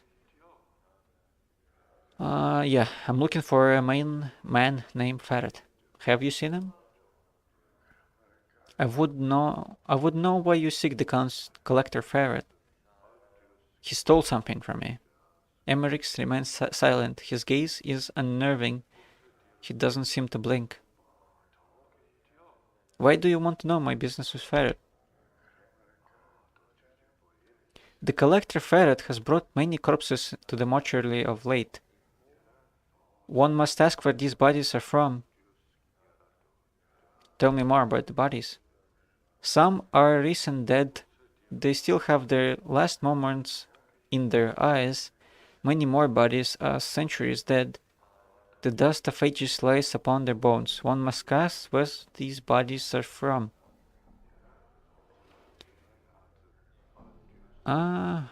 Perhaps I could find out where these bodies are from. How would you do such a thing? I would track down Ferret and ask him. If you spoke with the collector Ferret and returned with his answers, you will have done a great service to the dustman. Find where the dead he brings to us are from, and you will be rewarded. Very well, I will find Ferret and speak to him, and find out where these dead bodies he brings to you are from. Morik nods. Your path is our path. Return here when you have the collector's Ferret answers. Can you tell me where he is? It is not known to where the collector Ferret is. He hides from the eyes of the dustman. I would seek other collectors and ask them your question. Ah, that's what it is.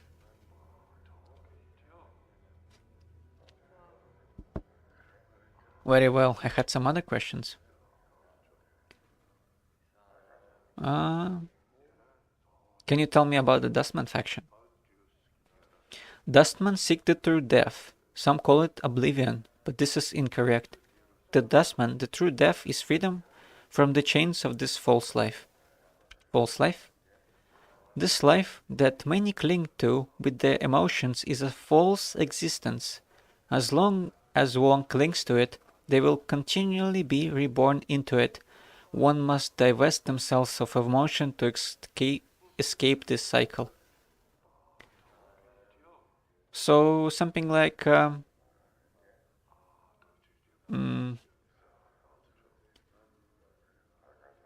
Indian karma, reincarnation, that kind of stuff.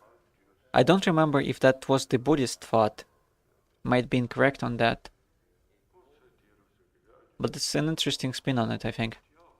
I see. Can you tell me about how your faction is organized? Dustmen are organized into 5 circles. The 5th circle is made of the lowest rank of Dustmen, initiates. The first circle is comprised of the highest ranking Dustmen, the ruling body of our faction. I had some other questions. Why not ask about the journal? I have come here in search of a journal. These eyes have seen no journal. Perhaps your search will take you elsewhere.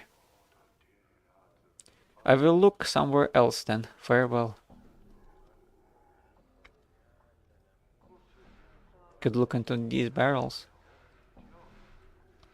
Perhaps Ferret knows where the journal is. Seer the Skeptic. Maybe I should talk to him. As you approach the elderly woman, so that is she, turns and stares at you. La, look who's come a-crawling on Sears today. Death's dearest son. She looks you up and down, then shakes her head in disbelief. By every power and its mother, boy, what crypt did you crawl out of? I'm fresh from the mortuary actually. That's so. She raises an eyebrow. Wants my ears to hear you have that place in the laugh. Boy, not much of a watering hole for one who isn't relieving themselves, she sniffs. Tch, too many cobwebs and dusty minds. You don't like the mortuary, aren't you a dustman? A dustman? I suppose, she sniffs. I have seen enough sand pass through the hourglass while wearing these robes. The body is almost ready to pay the ferryman. She chuckles, but there's not much mirth to it. Are you afraid of dying? Course I am, boy. Who isn't? She frowns and glances around. Well, except dustmen. They're not afraid because they've been swallowing so much of their own bad droppings over the decades. They've blinded themselves into thinking that death is some kind of a release. You don't sound like a dustman. She shrugs. I guess dustman robes don't fit me as well as they used to. What happened? She shrugs. Life, I suppose. Never mind. I won't bore you with the niggling details. I'd like to know, actually. Oh, would you? She looks at you skeptically. How old do you take me for, boy? Truth, old. Lie out of kindness, rather youngish. Let her down gently, not too old. Let's lie out of kindness, rather youngish. She blinks, then smiles. Aren't you a dear? She chuckles to herself, then coughs. Well, I'm older than I look, much older, she sighs. I've spent most of my life teaching dustmen. I've seen many dustmen, whelps grow within our order, taught them the ways of the faction, kept the faith, preached the tenets of our faction, she frowns, and so on and so on. No questions, no doubt. This life was merely an antechamber that led to the true death. What happened? Well, half a month back, I went sick with a fever, she says. I thought it was the end. It rattled my cage. How? Your face becomes a stone. There's something about having your faction members around your deathbed like a pack of pale-faced ghouls nodding in agreement that your suffering and dying is all for the best. Oh, Seer is so fortunate, she shall soon be relieved of the burden of life. Burden of life? That's when it struck me.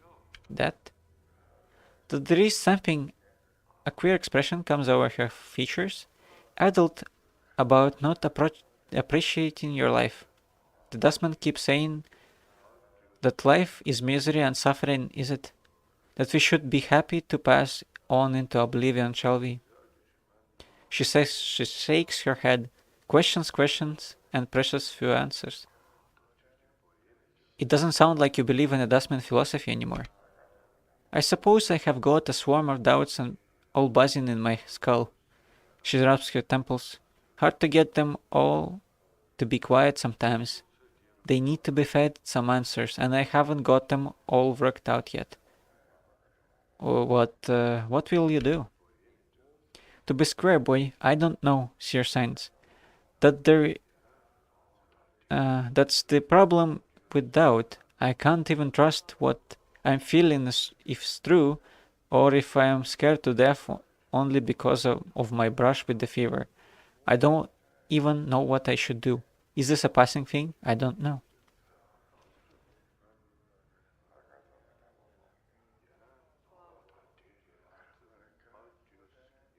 Seer. Let's say 1. Seer, if you had truly believed in the dustman philosophy, then your brush with the fever would not have left you with such doubts. Got experience for that. Seer stares at you, then nods slowly. Maybe so, she frowns.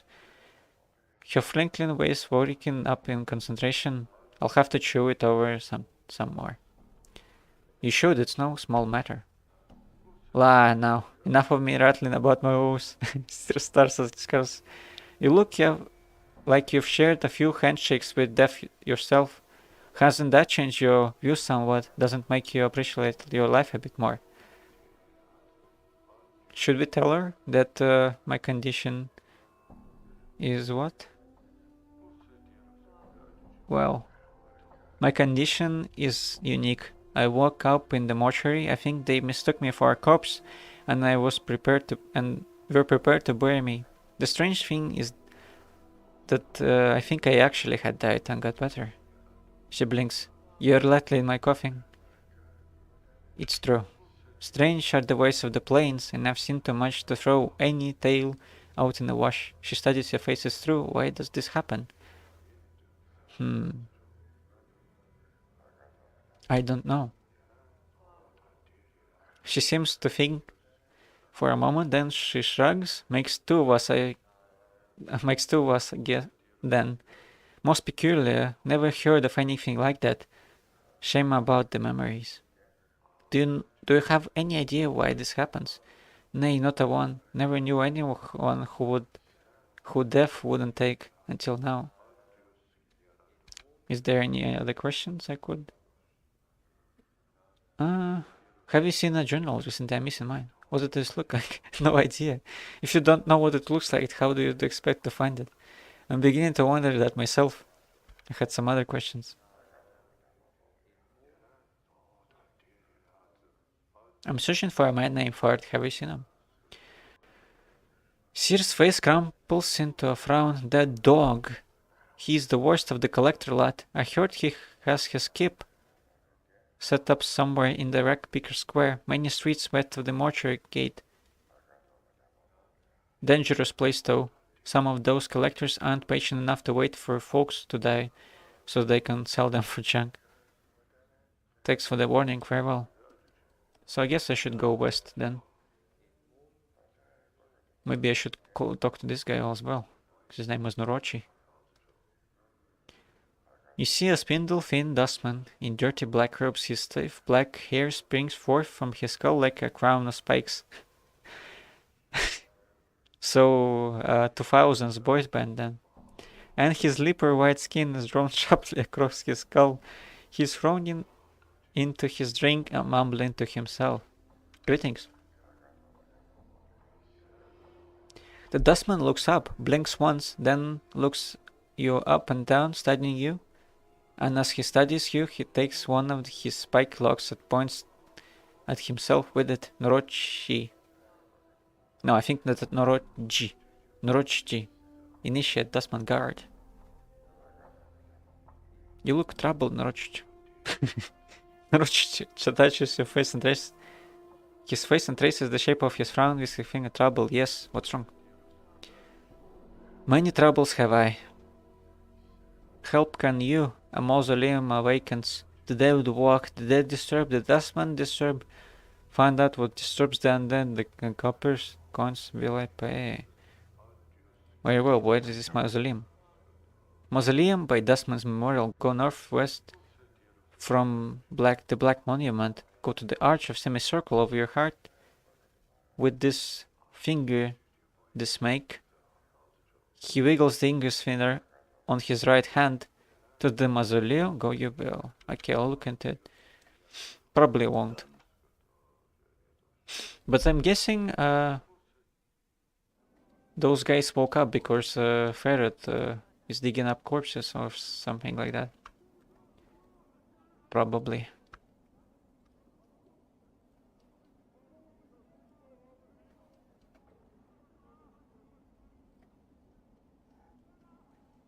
Let's go west. I think that's where we will go and find Ferret. Hived out. This loud, grimy fellow saunters up to you and gives a quick bow. Greetings, Cutter. Only a single copy from the services of a tout. What can I do for you? What's a tout? The man raises an eyebrow, then shrugs. A guide, Cutter points out what he needs to find around this part of the hive. No directions right now. I farewell. I'm gone. Whoa.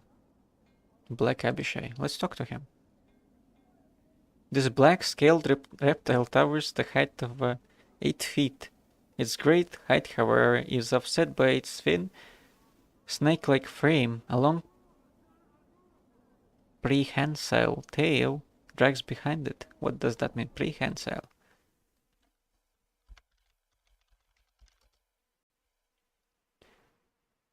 Chiefly of an animal slim but tail capable of grasping. Oh, so that means it could get me with the tail, I guess.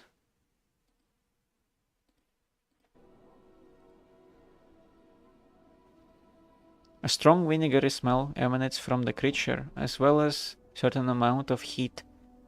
It seems to be ignoring you. Greetings. Whoa, Chief. Morty cuts before you can speak to the creature. Bar that, you don't want to be rattling your bond with any fiend on the street. Leave be. I wanted to ask some questions. No, you don't. Morty glances at the creature, then turns back to you and lowers her letter beast. Very touchy. Let's go. Okay, I'll trust Morty for now.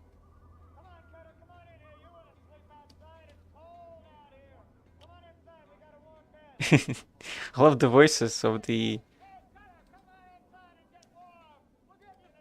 callers. I guess I'll save and talk to him again.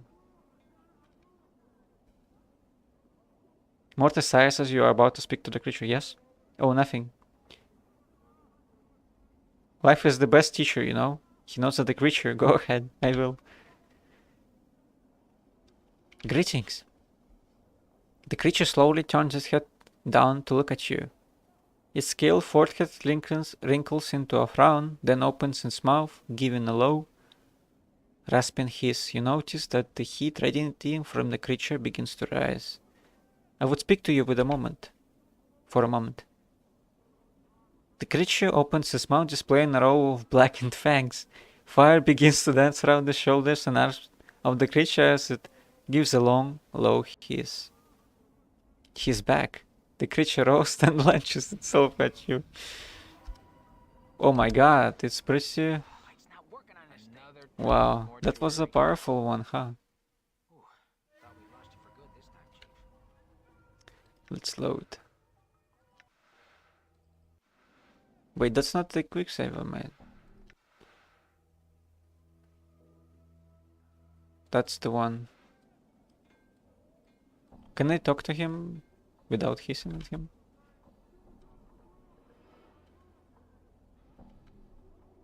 Okay, calm yourself, I just want to talk to you. The creature speaks in a rasping hiss. Its voice sounds like two rough stones being scraped together. It hisses for a few moments, then gradually, voice rising and falling. What? The creature snarls. Nothing to say to you, do I? The friend's eyes narrow to slits. If stay, your warm blood will cover the stones. I just wanted to ask you some questions. The creature rolls and launches itself at you. I'm gone. I think Morte has a bigger armor class. All right. Doesn't seem like it. Damn it. Yeah, it seems like a powerful pistol, right? Can talk to that one. Let's look around. What's this place? This must be an inn. Looks kinda comfy actually. But I'll pass for now. Done. The fog wants to kill me, but I can outrun him. What's this guy? Mahult. This man appears less doubt and wary of passerby than people around him. He moves with an upbeat gait, casually scanning the ground to either side of him as he goes. As you approach him, he nods a friendly greeting. Greetings? Hello, Cutter, say. Seen any debtors about? That must be the collector. Not nearby, no. I had some questions. Too bad. Had some questions, did you? Ask away then. I'm looking for a man named Farrod. The collector's boss. Don't know much about the man myself. We spent a lot of time fighting his boys, but they all suddenly disappeared. Along with Farrod.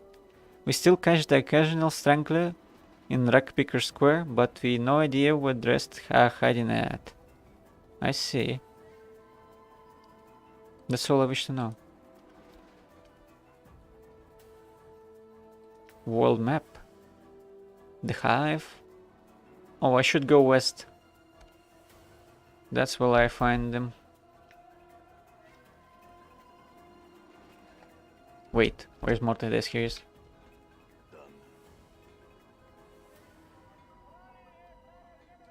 Should go here probably. I'm gone. There we go, Rack Picker Square.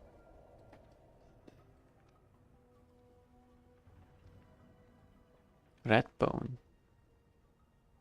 I think somewhere around here you can become a wizard. One of these huts. Collector. Sharegrave. Looks like a rogue of some kind. All right. Perhaps this hut? Yes, that's the one. Old Mabeth. This squat old woman looks like she has had all the color bled out of her. Everything from her hair to her shawl to her robe, all are shades of grey. The only splotches of color on her come from several strange herbs which are tied to her belt by their stalks. The herbs make a strange when she moves, like a broom. I think she's discolored because although I'm not sure. I know that in one of the other settings, what was it called? Dark Sun. In order to cast magic, you need to expend vital energy of some sort. Not sure if that's the case for Planescape, but it seems like she has had her vitals used up alright. Greetings. The elderly woman turns and stares at you, and you notice the grey shades blanketing her body extends to her features as well. Her hair is a wispy grey, and her eyes are like chips of granite. She frowns when she sees you, and who might you be? Yeah, that's a lie. His name is not actually Adon, although that might be the case, I'm not sure. I am a traveler. Is that so? Where have you traveled from then? From the mortuary through the hive to here. Ha! Mortuary pale faces, all concerned with making sure the debtors are all in a gist in the right places. Pah! Dusties and fools two words, same meaning. The woman's features suddenly go blank, and her eyes roll to the back of her head. Are you alright? The woman starts mumbling, her tone mocking. Me am Dusty. Me want thee to die cause this life fake. Her eyes snap back to front and she snorts. Dusty's no sense, no nothings. She points her finger at you. You run not this life, child. There's little or no place to go. I see. Who are you? With a slight cackle, she wags her eyebrows. Have you not heard of old Mabeth then? The midwife of the square? Have you not now? She narrows her eyes and her voice drops. Well, now you have, for I be Mabeth. You're a midwife. What do you do? I said Bondersret. Drive the cough out of the sick, yank out squealing, stubborn babies, mend cloaks, or a rag or two, make cures and herbs and other such. She squints at you, studying your scars. Be needing a cure of free, do you then? Cures? Aye, ye be needing some cures. To look at you. Do you want to buy some, do you? She glances at the scars covering your body again, then shrugs. Too late to be asking for them, I think. Not at the moment. I had a question for you.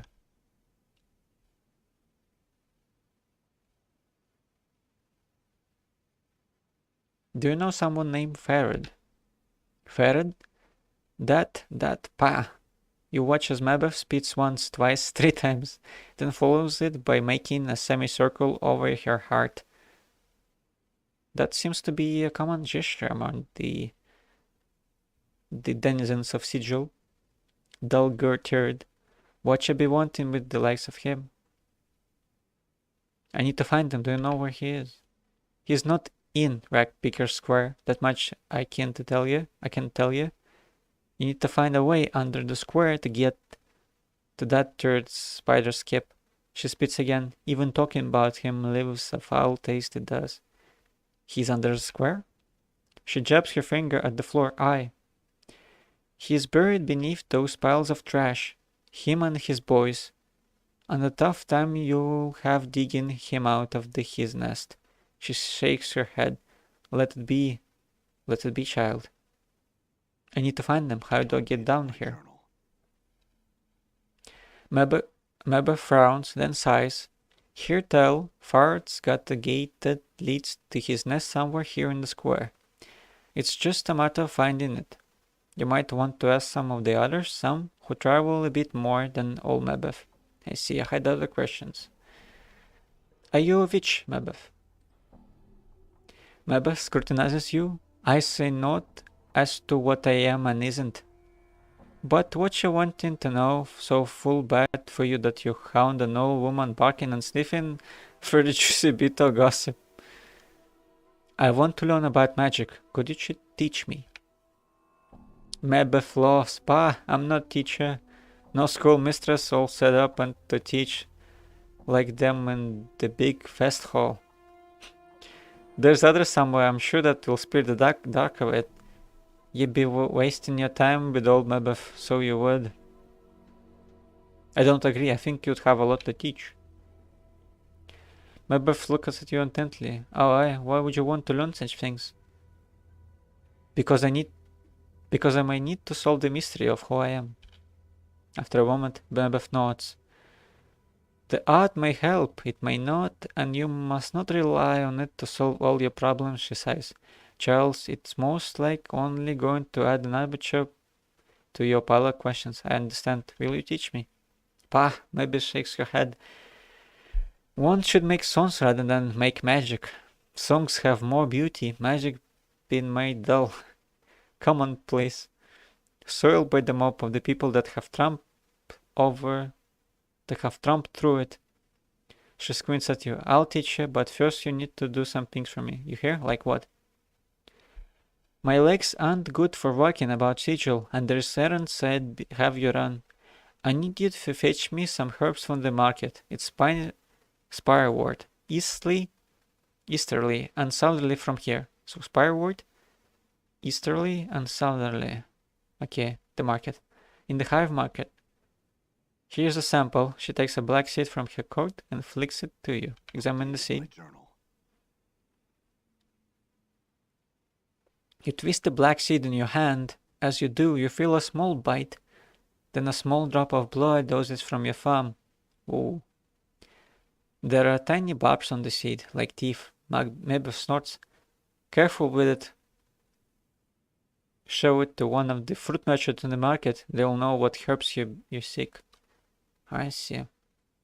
Very well then. I'll return when I have the herbs.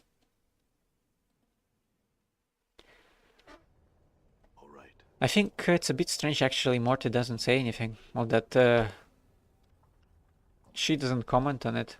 On him being here. Maybe she does. I just haven't pressed the right dialogue option.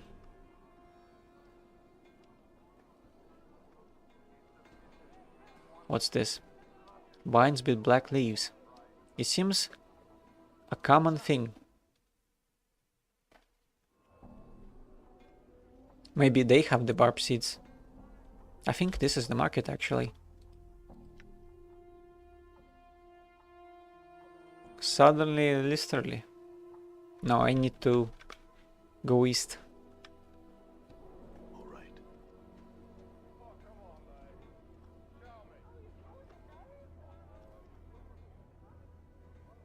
No, I think that's the market actually. At least it seems so. The fruit merchant. Where is he? Oh, that's Craddock. I've been looking for him.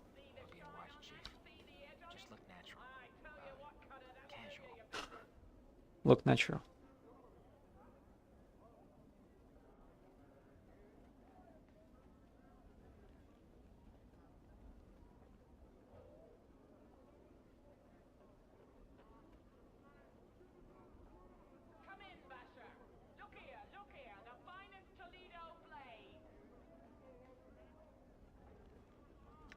What should I have told him?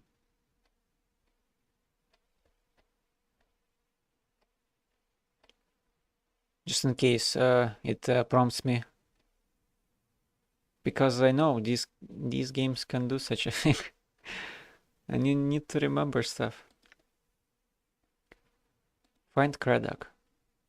Whose name Craddock is said to be overseen by the microclass somewhere in Hive, is the only description Baggy could give me that of Craddock was that he was a giant, stern-looking man. I'll keep an eye out for him. If I find Craddock, I'll derail the message and go back and tell Bane. No, it doesn't seem like I can mess this up. You see a huge man watching over the area with a tight-lipped frown and narrowed eyes. He's hunched slightly, as if bearing a heavy load on his shoulders. The unpleasant smell of sweat and dirt wafts from his clothes. Greetings. The man glances at you, and his frown deepens. Hi. What you're sniffing around here for? You're Craddock. Mayhap. He studies your face, as if trying to recall you. If I am, what be to you? I come with a message from Bane the Sender. The message states, the shipment must be incursed by the third day or there will be a penalty. By the hells. Can they be such fools that they think they can miracle it here? Alright then, your message was found its way to the right ears. For the good it will do. What's the problem? Look around you. Craddock nods to the laborers at the marketplace, then scowls. These laggards and half-wits can barely keep up with the load as it stands, and now it needs doing in half the time. Do you need any help? I'll tell you what I need. All my men to show up for work. July is gone, missing since this morning, and I need them back now. July? Where did he go? That hive-bred goat is probably passed out on the street somewhere by the smoldering corpse when he should be here helping us. Worthless sod.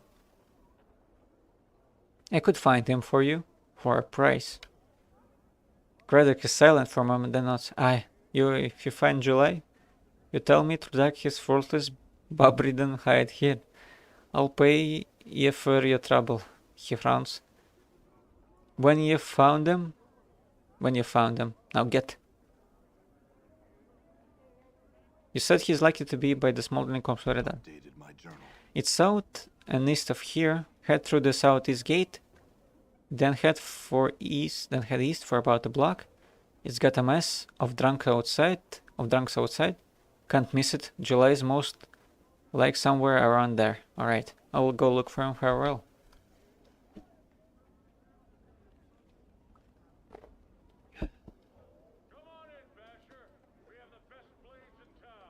Come on, Basher. Best blades in town. I live dangerous thing. No, I'm not coming in here. I need to go east. Oh my god, what's going on? I think they've changed map with me. It seems like.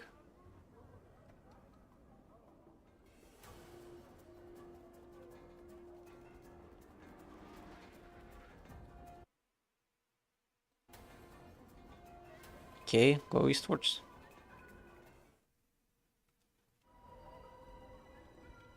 Is that really east? Oh, the game crashed. That's a new one. I didn't think it would, but it did.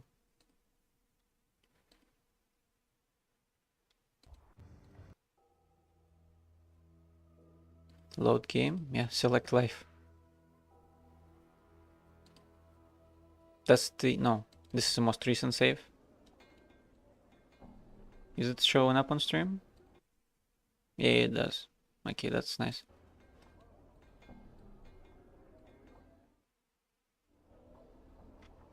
Let's quick save. I'm gone. Oh no. Yeah, the game crashed.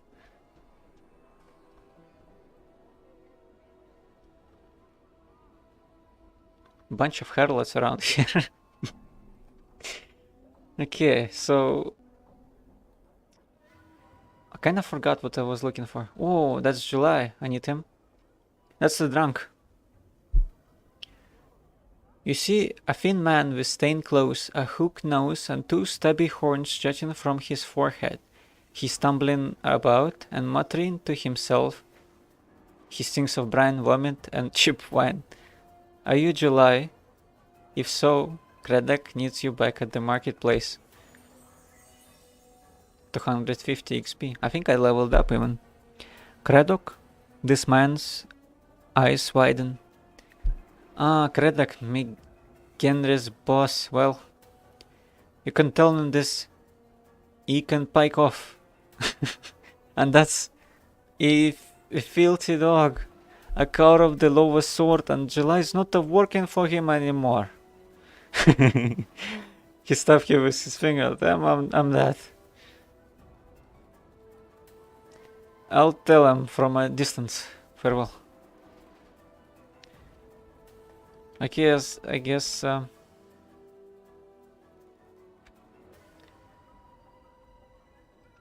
is the bar. To the left must be. What's this place? A white oval with a black lightning bolt through it. It's inscribed on the keystone of the entrance to this building. That's interesting.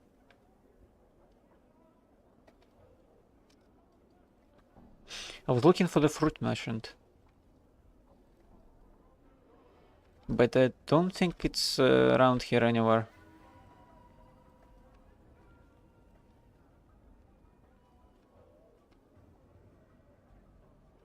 Doesn't seem like it.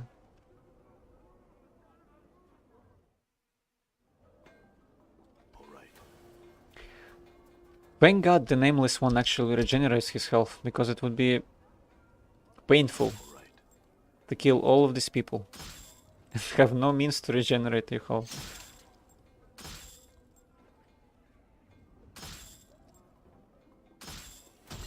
Here we go.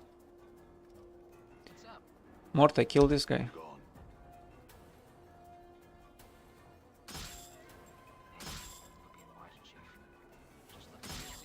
There you go. Oh, I leveled up. Bracelet, cloth charm, yeah, that's useful. What's this? Another cloth charm, yeah, that's useful as well.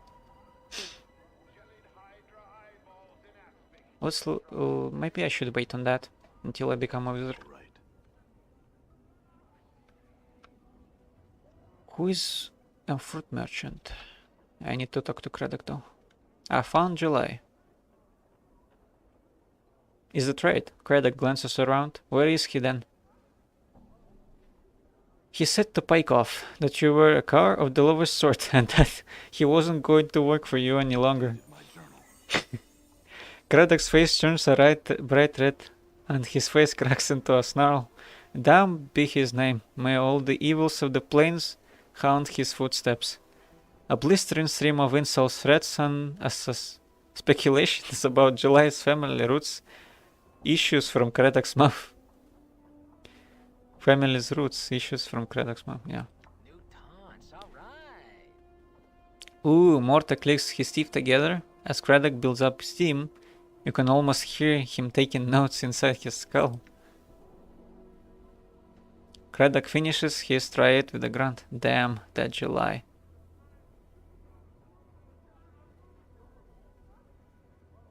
Well, that was the message. If there's nothing more, then I'll take my copper now. Kredek grunts and then reaches into his purse and throws a handful of coins to you. Now get. And if you see July again, tell him he's a dead man. I'll remember that very well. Who is the fruit merchant?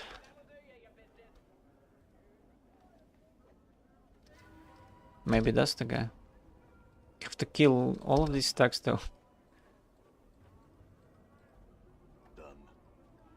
It's kind of funny how they want to kill me specifically.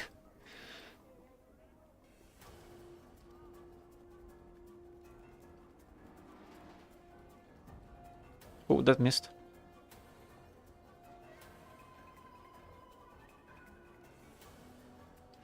I'm starting to think that a ranged weapon would be a good investment.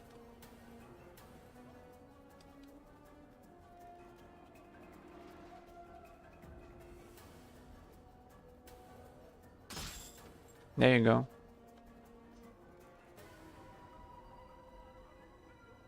Maybe this guy. You see a spindly looking merchant with a brush of grey and red stubble across his chin. Okay. He wears several layers of brightly colored robes, so much so that he looks like a flag with arms and legs. He's shaking slightly as you watch. Greetings. I, Giscorl. He bows and spreads his trembling hands. As he does, you notice his hands and forearms are a twisted mass of black scar tissue, as if they were once badly burned. What are you selling? Gisgorl by cloth. Gisgorl voice ticks like a clock, flat and measured. Gisgorl's like clock, washcloth, man clock, and he gestures at his layers of cloth with his shaking hands. Wear cloth. I see. Can I see what you have? No, he only sells rags. I could steal from him if I wanted. All right. I'm looking for a herbalist. This door-faced old fellows appears to be selling various hand weapons. Ah, come on over then. Come to see my blaze, have you? Yes, I have. A knife? A jagged knife. Well, is he selling that for 1 copper? Jagged knife. Speed of 2. Iron knuckles. Not usable by mages. Probably would be good to find something that can be used by mages. Not usable by priests. I didn't know you could become a priest in this. That's interesting. Green steel dagger. Aged proficiency. High quality stiletto. Weight of 0. Think speed of 1 is the fastest speed you can get. Let's buy that. But wait, can Morty carry some things? Yeah. Let's give him a bunch of this stuff.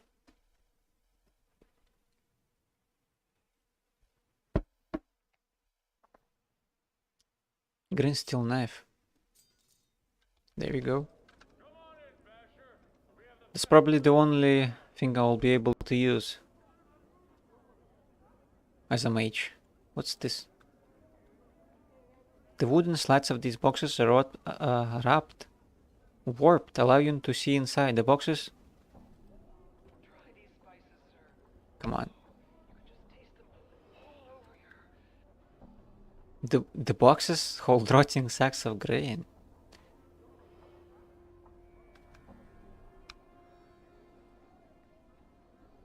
That's interesting. You can't become a priest because you can't die, so no god is willing to take you. But there's the priest gear you can find for other reasons. That's interesting. Thanks for letting me know. Done. I didn't know that because you can't die, you can't become a priest. That's pretty interesting.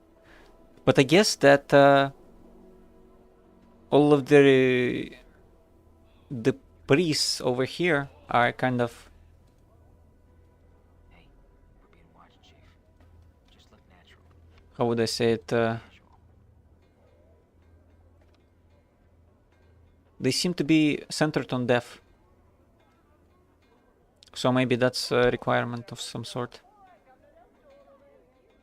I need that herbal merchant. Where is he?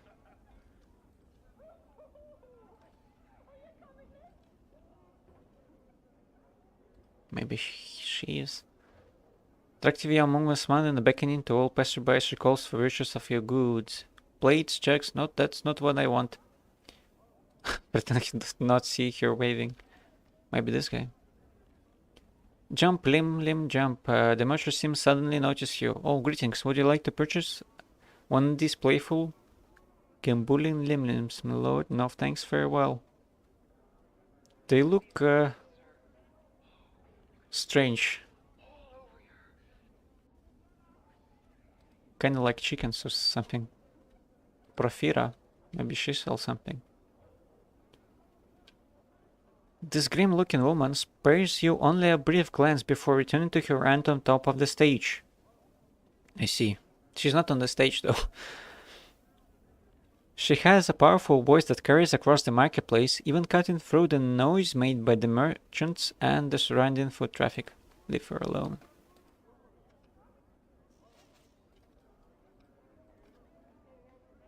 I've talked to these. Talk to her, talk to her. Maybe Kosak Yao? Kosai Jai, I think. The toothless old crone reeks of fish and brine. Spying your approach, she gives you a wide pink smile. Fish, my child, fish heads may have. Nope. Maybe him? This old merchant has a worldly look to him. His deep voice is gentle but confident. Ah, hello there. Are you ready to sample some of the most delectable treats from across the plains? I think that's the guy, but I want to look up what delectable means. Delectable. Of food and drink, delicious, basically. Or extremely attractive in slang. That's, I see.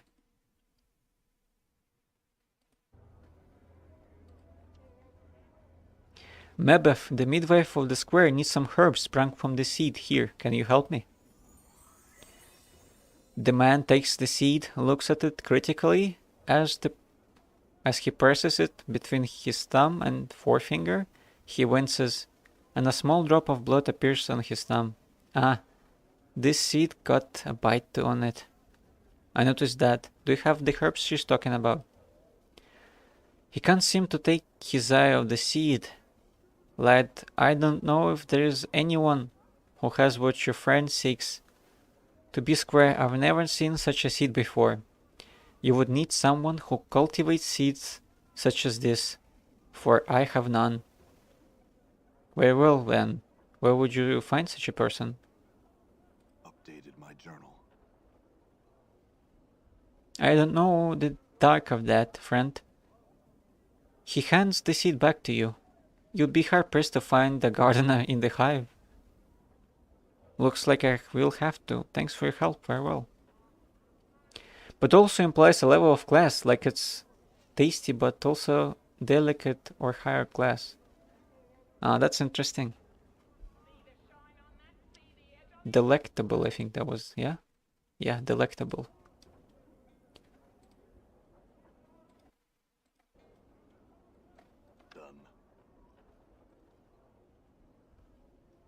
Now, where would they find a gardener? Learn the ways. Mabel said she would teach me. Find a gardener. I found the fruit merchant Mabel told me about, but he doesn't have the herbs I need. He told me that I have to go and find a gardener in order to get the herbs I need. Can't imagine I would find a gardener in the hive. I don't remember either where they went to find it.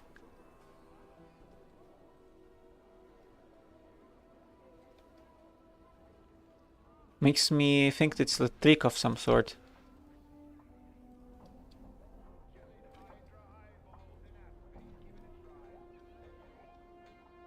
Miriam?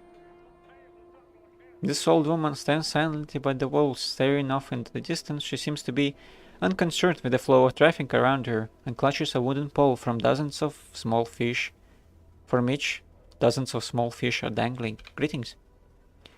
Oh, hello, sir. She squints at you for a moment, trying to discern your identity. Oh my, I was thinking you won't want me regular customers. She proffers her official tuna, sir, mackerel, sea cucumber, cucumber.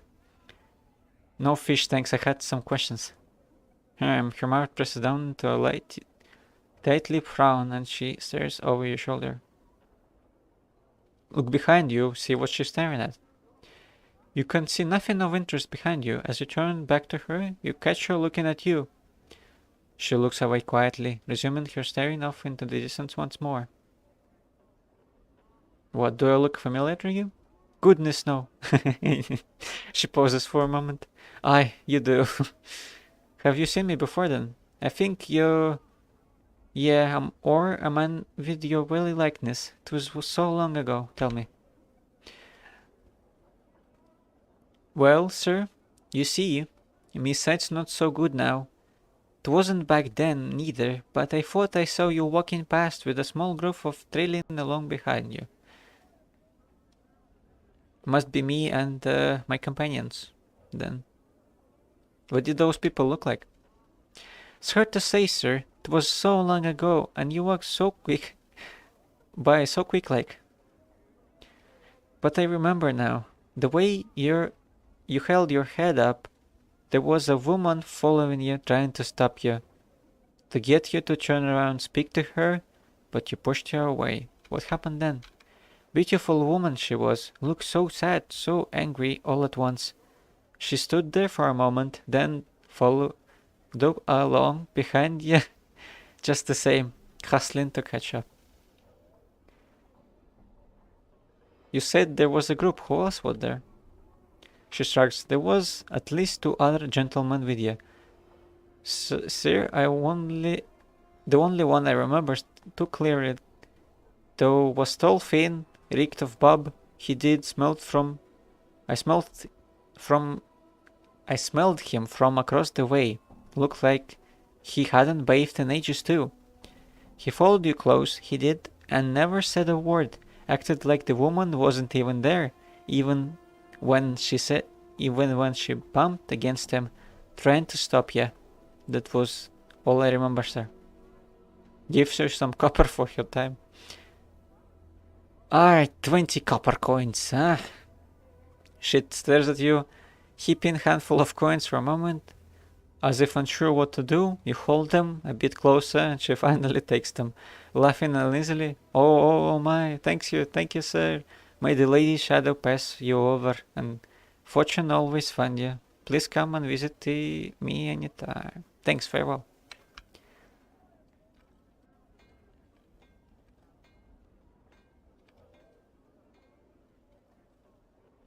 Where would they find a gardener?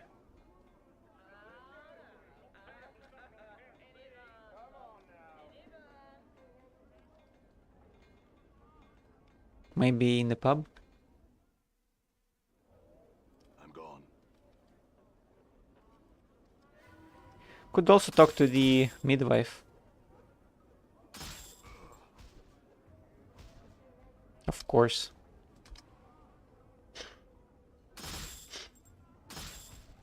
Damn it.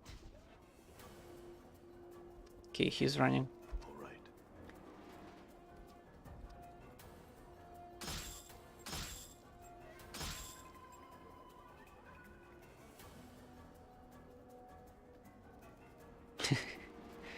No, you can't escape. Oh wait, he escaped from here as well. Okay. Don't want to run around catching them. What's that? A burning man of some sort? I'm gone. Ignus. I think that's a fitting name. This crackling, billowing creature twists slowly about an iron grill upon the floor of the bar. It may have once been human, but now its skin is charred beyond recognition. Streams of fire from a wreath around the creature's body, and the flames lick at the few remaining pockets of flesh, causing them to bubble and run like wax down the creature's skeletal frame. What an image. Hey man, it's been a blast, but I'm in the Southern Hemisphere, so it's time for bed. Enjoy this game. Yeah, you too. Have a good night, man. I'll probably wrap up in 30 minutes or so. Have a good night. The bar is filled with cool stuff. Yeah, I remember that. I think this is one of the companions even. I have to get him. because that would make the game easier.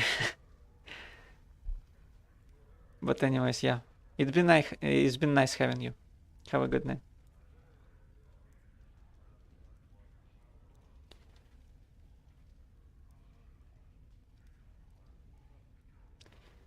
Greetings. The Sphinx makes no response. It rises slowly within the flames. It lives, but it does not seem aware of anything other than the fire that surrounds it. Its skin is flame, its heart is flame, and you know within some abandoned shadowed corner of your memory that this thing is dangerous. Let's leave him alone for now. I'm gone.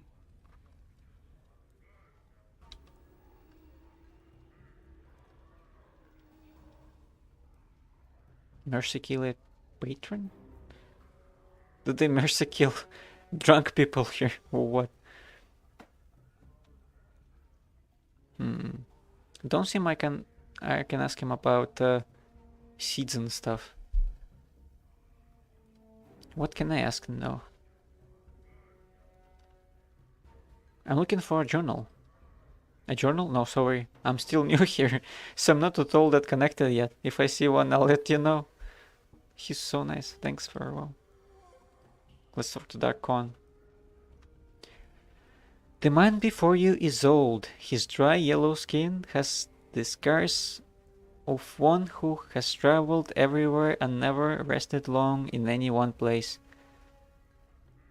His pinched face is inhumanly angular, and his ears sweep out from his skull, tapering to points. He wears a loose-fitting orange tunic, and a strange shimmering blade is strapped across his back. The blade looks to be a two-pronged glaive, made of some metal, whose surface feels like a film of oil on a pond. I actually know how that looks. That's pretty cool. The man turns to you, his eyes like polished coal. He stares through you, and for a moment you wonder if he might be blind. The weapon suddenly turns a dead, flat back, mirroring the man's eyes. Turns a dead, what's that?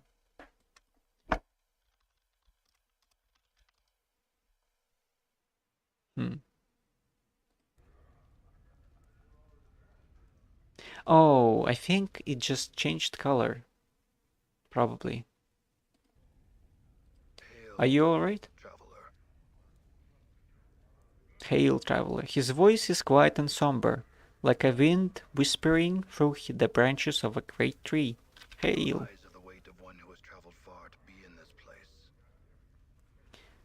Yes, you could say that. The man's gaze does not waver from yours. I am known as Darkon. The emphasis he places on the word known strikes you as odd, yet familiar at the same time. You are not known to me. I think he's lying. I do not know myself. That is for the best. In knowing yourself, there would be little in the plains left worth knowing. He falls silent for a moment, still studying you with his coal-black eyes. I would know why you have come to the city. I'm looking for answers. I have many questions. Speak questions, I will hear you. He is a Githyanki, so I could ask him about that, but let's ask about the blade. What is that blade you have? It's a Karach. Karak might be. Yeah, it's a Karak blade, but it's an object that lets others know the rank of the wielder. Karak, what does that mean? Dark falls silent for a moment as if searching for the correct words. In your tongue, the closest translation is chaos matter. The people may shape it with their thoughts. Okay. His thoughts were black. Perhaps he wasn't happy to see me. Shape it with their thoughts. Karak is not shaped by heart, but by knowing oneself. It is a mirror that reflects the will of the wielder on the surface and on its edge. When one knows themselves, the blade is strong, harder and stronger than steel. One does not know one does not know themselves, the blade is as water, formless and weak. Are you willing to sell it? It would become as nothing in the hands of another. The blade knows my mind, and I know its heart. We died the same death. I had other questions. You seem to place a special emphasis on knowing. What do you mean? All things, whether structure or flesh, their existence is defined by the knowing of themselves. And if a man does not know himself? When a mind does not know itself, it is flawed. When a mind is flawed, the man is flawed. When a man is flawed, that which he touches is flawed. Darkon pauses. It is said that what a flawed man sees, his hands make broken. That's interesting. Do you know yourself? Darkon falls silent. His cold black eyes take on the same distance that you noticed when you first spoke. I ask again, do you know yourself? When Darkon speaks again, his voice has changed. His words echo like a great stone dropped into a chasm. It looks like he is forcing the words from his chest. It is not my will that you know this. That's strange. Perhaps I was being too kind, praising it as a question. Tell me. The words come out of Darkon slowly, as if they are being carried one by one. It has come to pass that I do not know myself. Why? Darkon's voice drops into a whisper, like sand.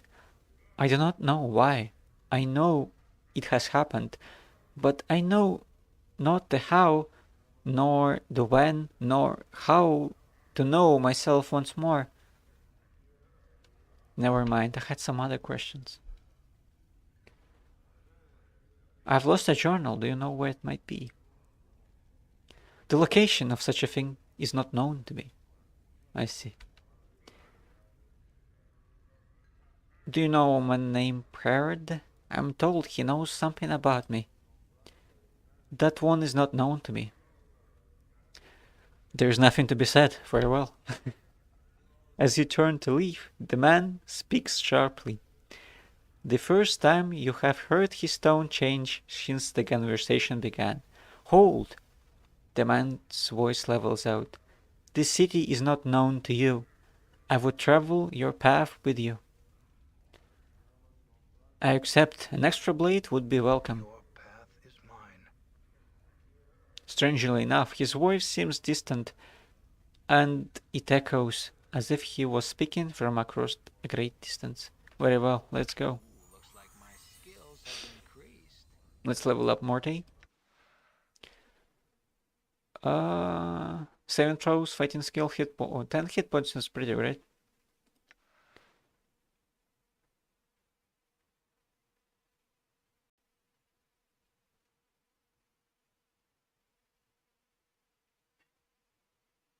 Yeah, I think that's just this stat screen. He has 6 charisma. Yeah, I guess. It's also interesting that a flying head would have any constitution. That's also pretty cool. Endure. In enduring, grow strong. Yes. What's his statistics look like? He has a weird beard. Like 2 light bulbs dropping from his head. 16 constitution, like Morty. Charisma, intelligence. Well, he's pretty loaded actually. He's a GIF. I think Githzerai and the GIF Yankee are different though. but I'm not sure. I need to find some... Oh, maybe I could ask Morty. Does Morty know? Hey, what's eating you, Chief?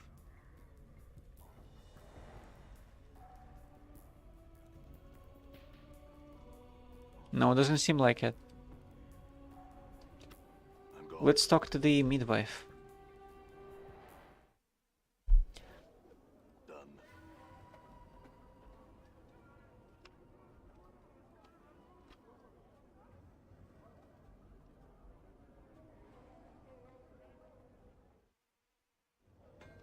All right.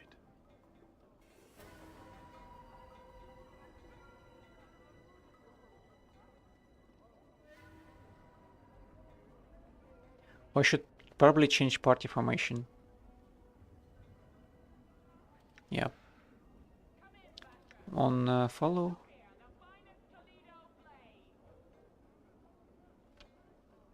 No, I think there's a specific one that lets you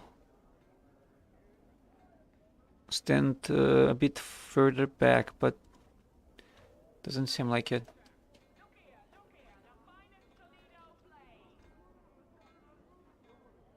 Let's do this one. Oh, wait. I could probably do it this way, right? Can I... You cannot change the nameless as one party sword. Ah, that's a shame. All right.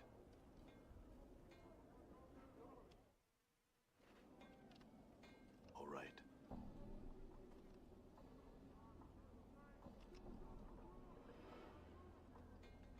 Wasn't she somewhere around here? I forgot. Probably this way. Done.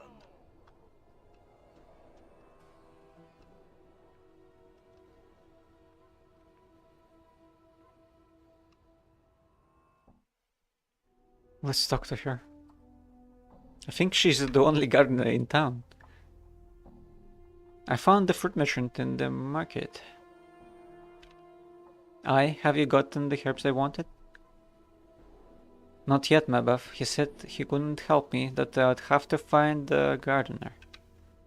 Mabuff grants. Layabouts. In the olden days, people gave ingredients, not excuses.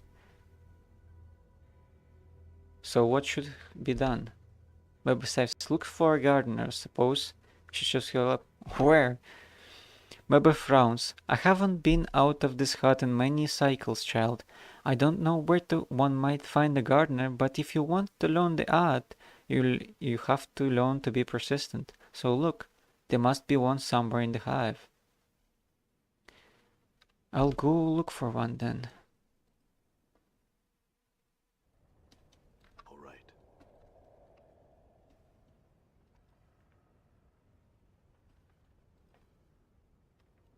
One, where they might be? I'm gone. Please. Who's that? You see a man who's looking around at the building with some confusion. He looks lost and is mumbling to himself. Greetings.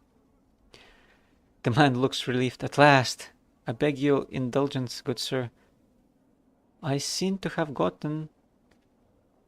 Turn around in this maze of streets, he chuckles uncomfortably. I'm afraid this area of the city is somewhat unknown to me. The resident seems most unwilling to extend aid to a visitor. He looks at you hopefully. Could I prevail upon you to help me, perchance? Depends on what kind of help you need. I seek the house of my aunt Marguerite. She is reported to dwell in a house close to the mortuary, but the street layout seems to have changed since my last visit. Do you know of the house of which I speak? I'm afraid that I never heard of such a place. The man frowns in disappointment. I suppose it would have been too much good fortune to hope that you would know of such a place. He nods silently in thanks. Well, I thank you for your time, good sir. It is most welcome on these streets. Okay, very well. All right. Still don't know where to find the gardener. Maybe the innkeeper knows. Arlo. You see a short, baldy man standing in what serves as the foyer to the ramshackle flophouse.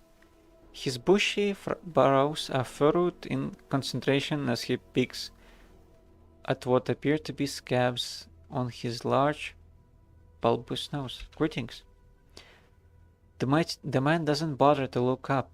Instead, he continues to stare cross-eyed down at the nose. Yeah, what do you want? I had some questions. Well, ain't that nice? He flashes you a sarcastic yellow to smile. And I'm sure you'll find your answer someday, but I've got me business to run. So if you want a bed, then I suggest you pike off. So you don't want a bed, I suggest you pike off. Never mind then, farewell. Where would I look? Done. I guess the logical thing would be to ask about the marketplace.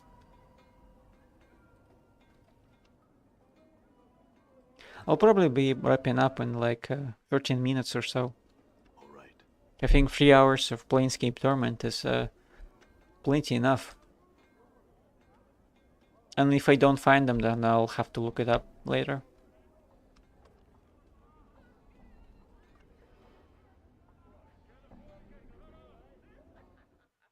What is this place? Small dwelling.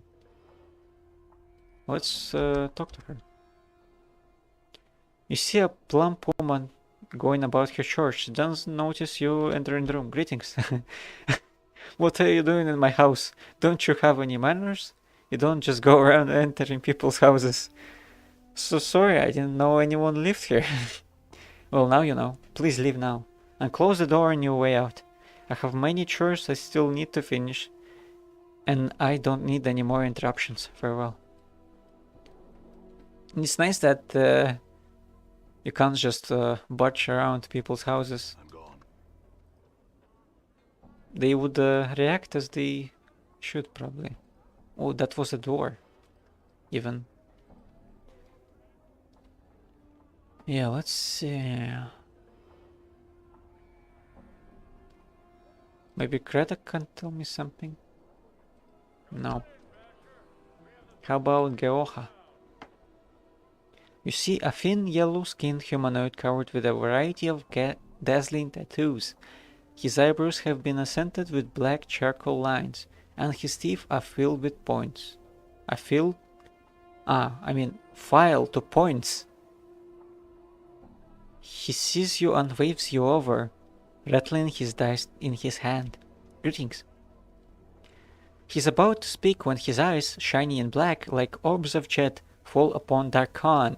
The two of them stare in silently to one another for a moment before the tattooed gets wry. Gaze returns to you. His voice is low and raspy. Gaoha greets you. You have come to play a game, yes? No, farewell.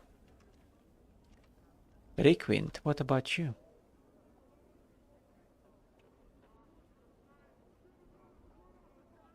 Whoa. This man is looking at you with a strange bug-eyed stare. His eyes are huge. So huge they look ready to pop up out of his sockets and roll across the cobblestones. He nods eagerly as you approach, bobbing his head like a bird. And as you near him, he suddenly notices the smell of urine. You suddenly notice the smell of urine and feces surrounding him. Greetings. The man sniffles, wiping his nose on his sleeve, then opens his mouth to reveal blackened throated gums. Stories for coin, Sarah. His breath reeks. It smells like this man has been keeping rotten meat stored inside his mouth. Stories for coin? Who are you? The man snorts. Think with phlegm. Names, who you are. His head does a slight twitch every time he repeats himself. Names, dangerous. He glances at the ground and stirs the dirt with his foot. Dangerous? knowing a name or being stuck with one. Both's a mess of trouble. He looks back at you. My name is a given name, not one asked for. Requint. Yeah, I could see why that is. Once again you become conscious of his reeking breath and the smell of urine and feces that surrounds him. A given name. An appropriate name. Not my true name. Requin mumbles on, his head twitching every time he says name. A true name is a dangerous thing, gives others power. He stares at you with his huge eyes and wags his finger. Keeps your name a secret, keep it close, never let it out. I guess that's a bit of advice for the nameless one's true name. What do you mean? Names are like smells. Things can track you with them. Requint coughs, his eyes almost popping out of his skull as he does so. His cough seems to loosen his bowels, for he breaks wind loudly, as if to accentuate his point. If someone knows a true name, it gives them power. He licks his lips, the power to hurt. I don't know my true name. Needed my journal. Requin's eyes widen. Seeing his eyeballs bulge even larger makes you uneasy. Then you are blessed. Blessed. Remain nameless, and you shall be as a spirit on the plains, untraceable, untrackable, unseen. Undiscovered. He smacks his gums wetly. A name chosen, a name given. It allows others to find and hurt you. Have you been hurt? Requin gives a twitchy nod, then scratches himself. Let my name slip once, only once.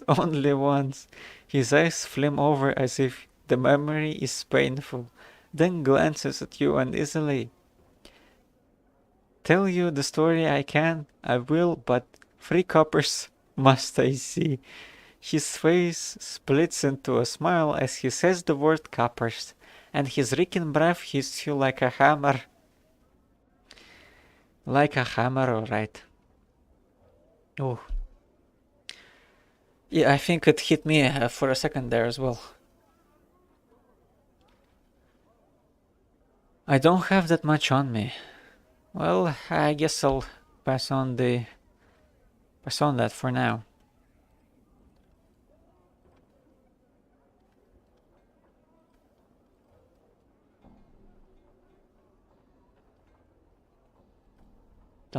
Not sure where I should look. Maybe Iron Nails can tell me something.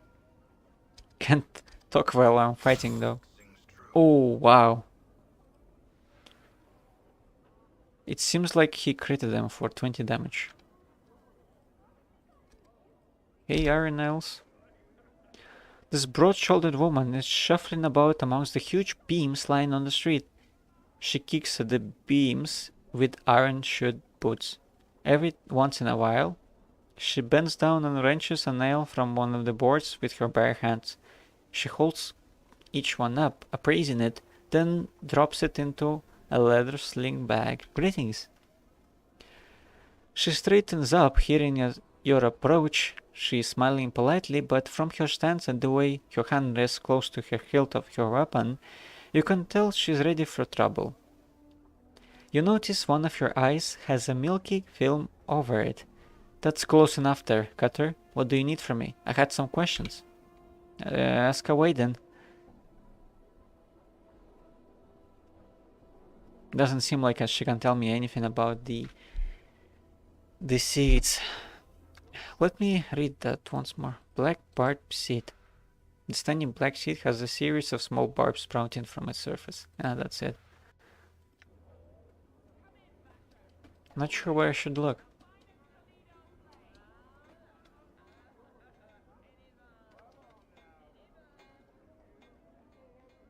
Maybe Dabo says no. Greetings. I had some questions for you. No, seems like nothing. Maybe hive dwellers. Greetings. The woman glances at you again, gives you a nice cold look, then turns away. Miss? She turns again, and this time you see a dagger in her hand. Leave me be, dog, or I'll be jamming this face and they'll never be finding it. Leave her be, okay. Another hide dweller, I'll talk to him. The man frowns as you approach. I have no time to be rattling me bone box with your strangers scattered style. It's not generally safe to do so in the hive. Farewell. All right. Maybe I could find a guard of some sort. Let's talk to this hide dweller. If you can stand the bugger stench, there's a fellow named Rickman around here who ought to have some interesting tales to tell you. I've met him. The woman raises her eyebrows as you approach her. I'll keep to myself, Burke. And it looks like you ought to be doing the same. Keep out of trouble for a bit, hey? Okay. I'm gone. Maybe I should talk to Rickwind. Maybe some kind of a memory would come up. We're being watched, Chief. Just look natural. Casual. Got some questions. I'd like to hear a story. Tell your story I can, but I want 3 coppers. Here you go. Wait for him to choose. He takes the copper, gums it. Wow. No wonder his gums are all messed up. Then to your surprise, he swallows it. What? Best purse there is, belly. Oh my god. He gives you a reeking wheeze. A story. He smacks his lips, stretching his dirty rags.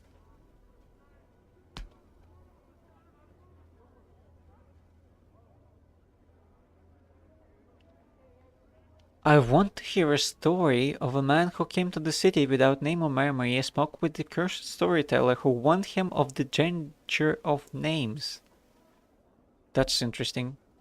Would he tell me about myself?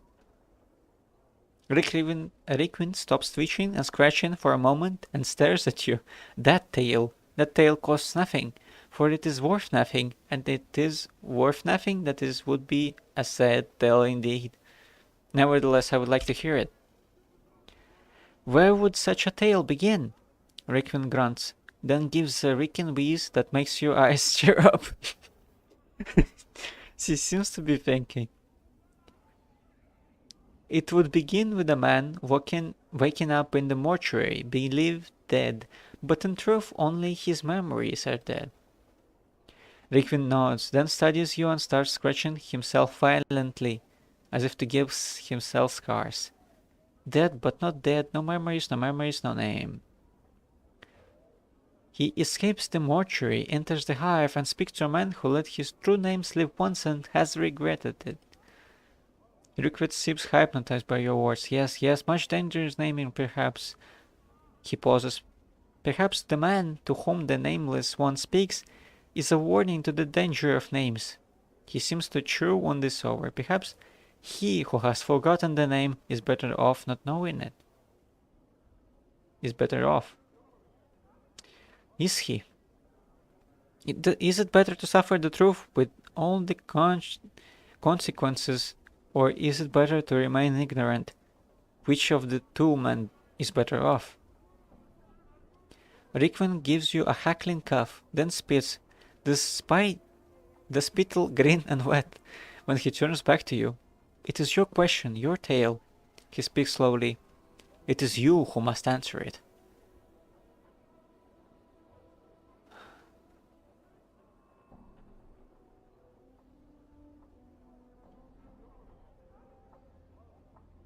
The man who knows his true name is better off, for he knows himself and is a stronger person for it.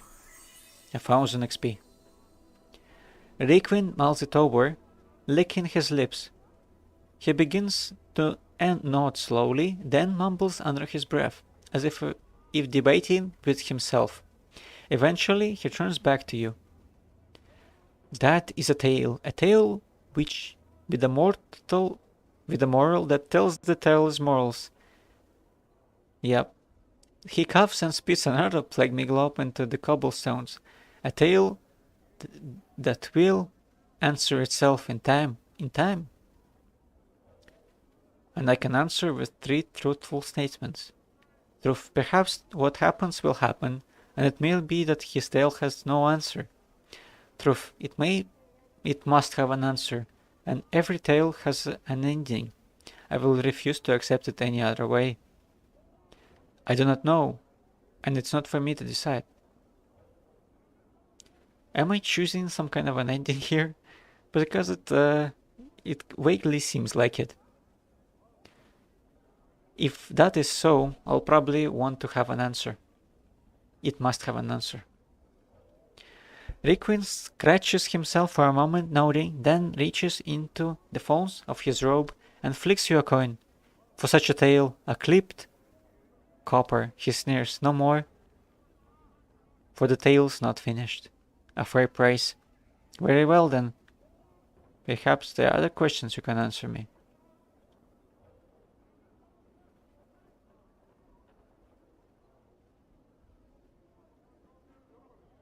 I'm missing a journal. Have you seen one? Requiem breaks wind, then scratches his arms. He sings for a moment, then scratches his head. No journal have I seen. I see. Well, I guess I'll end the stream here. Thank you for watching the stream, or watching the WOD. It's been quite fun, and I'll continue this on Thursday, same time. I'll probably look up on the net to find where the gardener is, because I don't want to run around the city for too long. Alright, I guess that would be it. My tea is almost done, in a sense that I have drunk it. So I'll get a bunch of more of it, and yeah.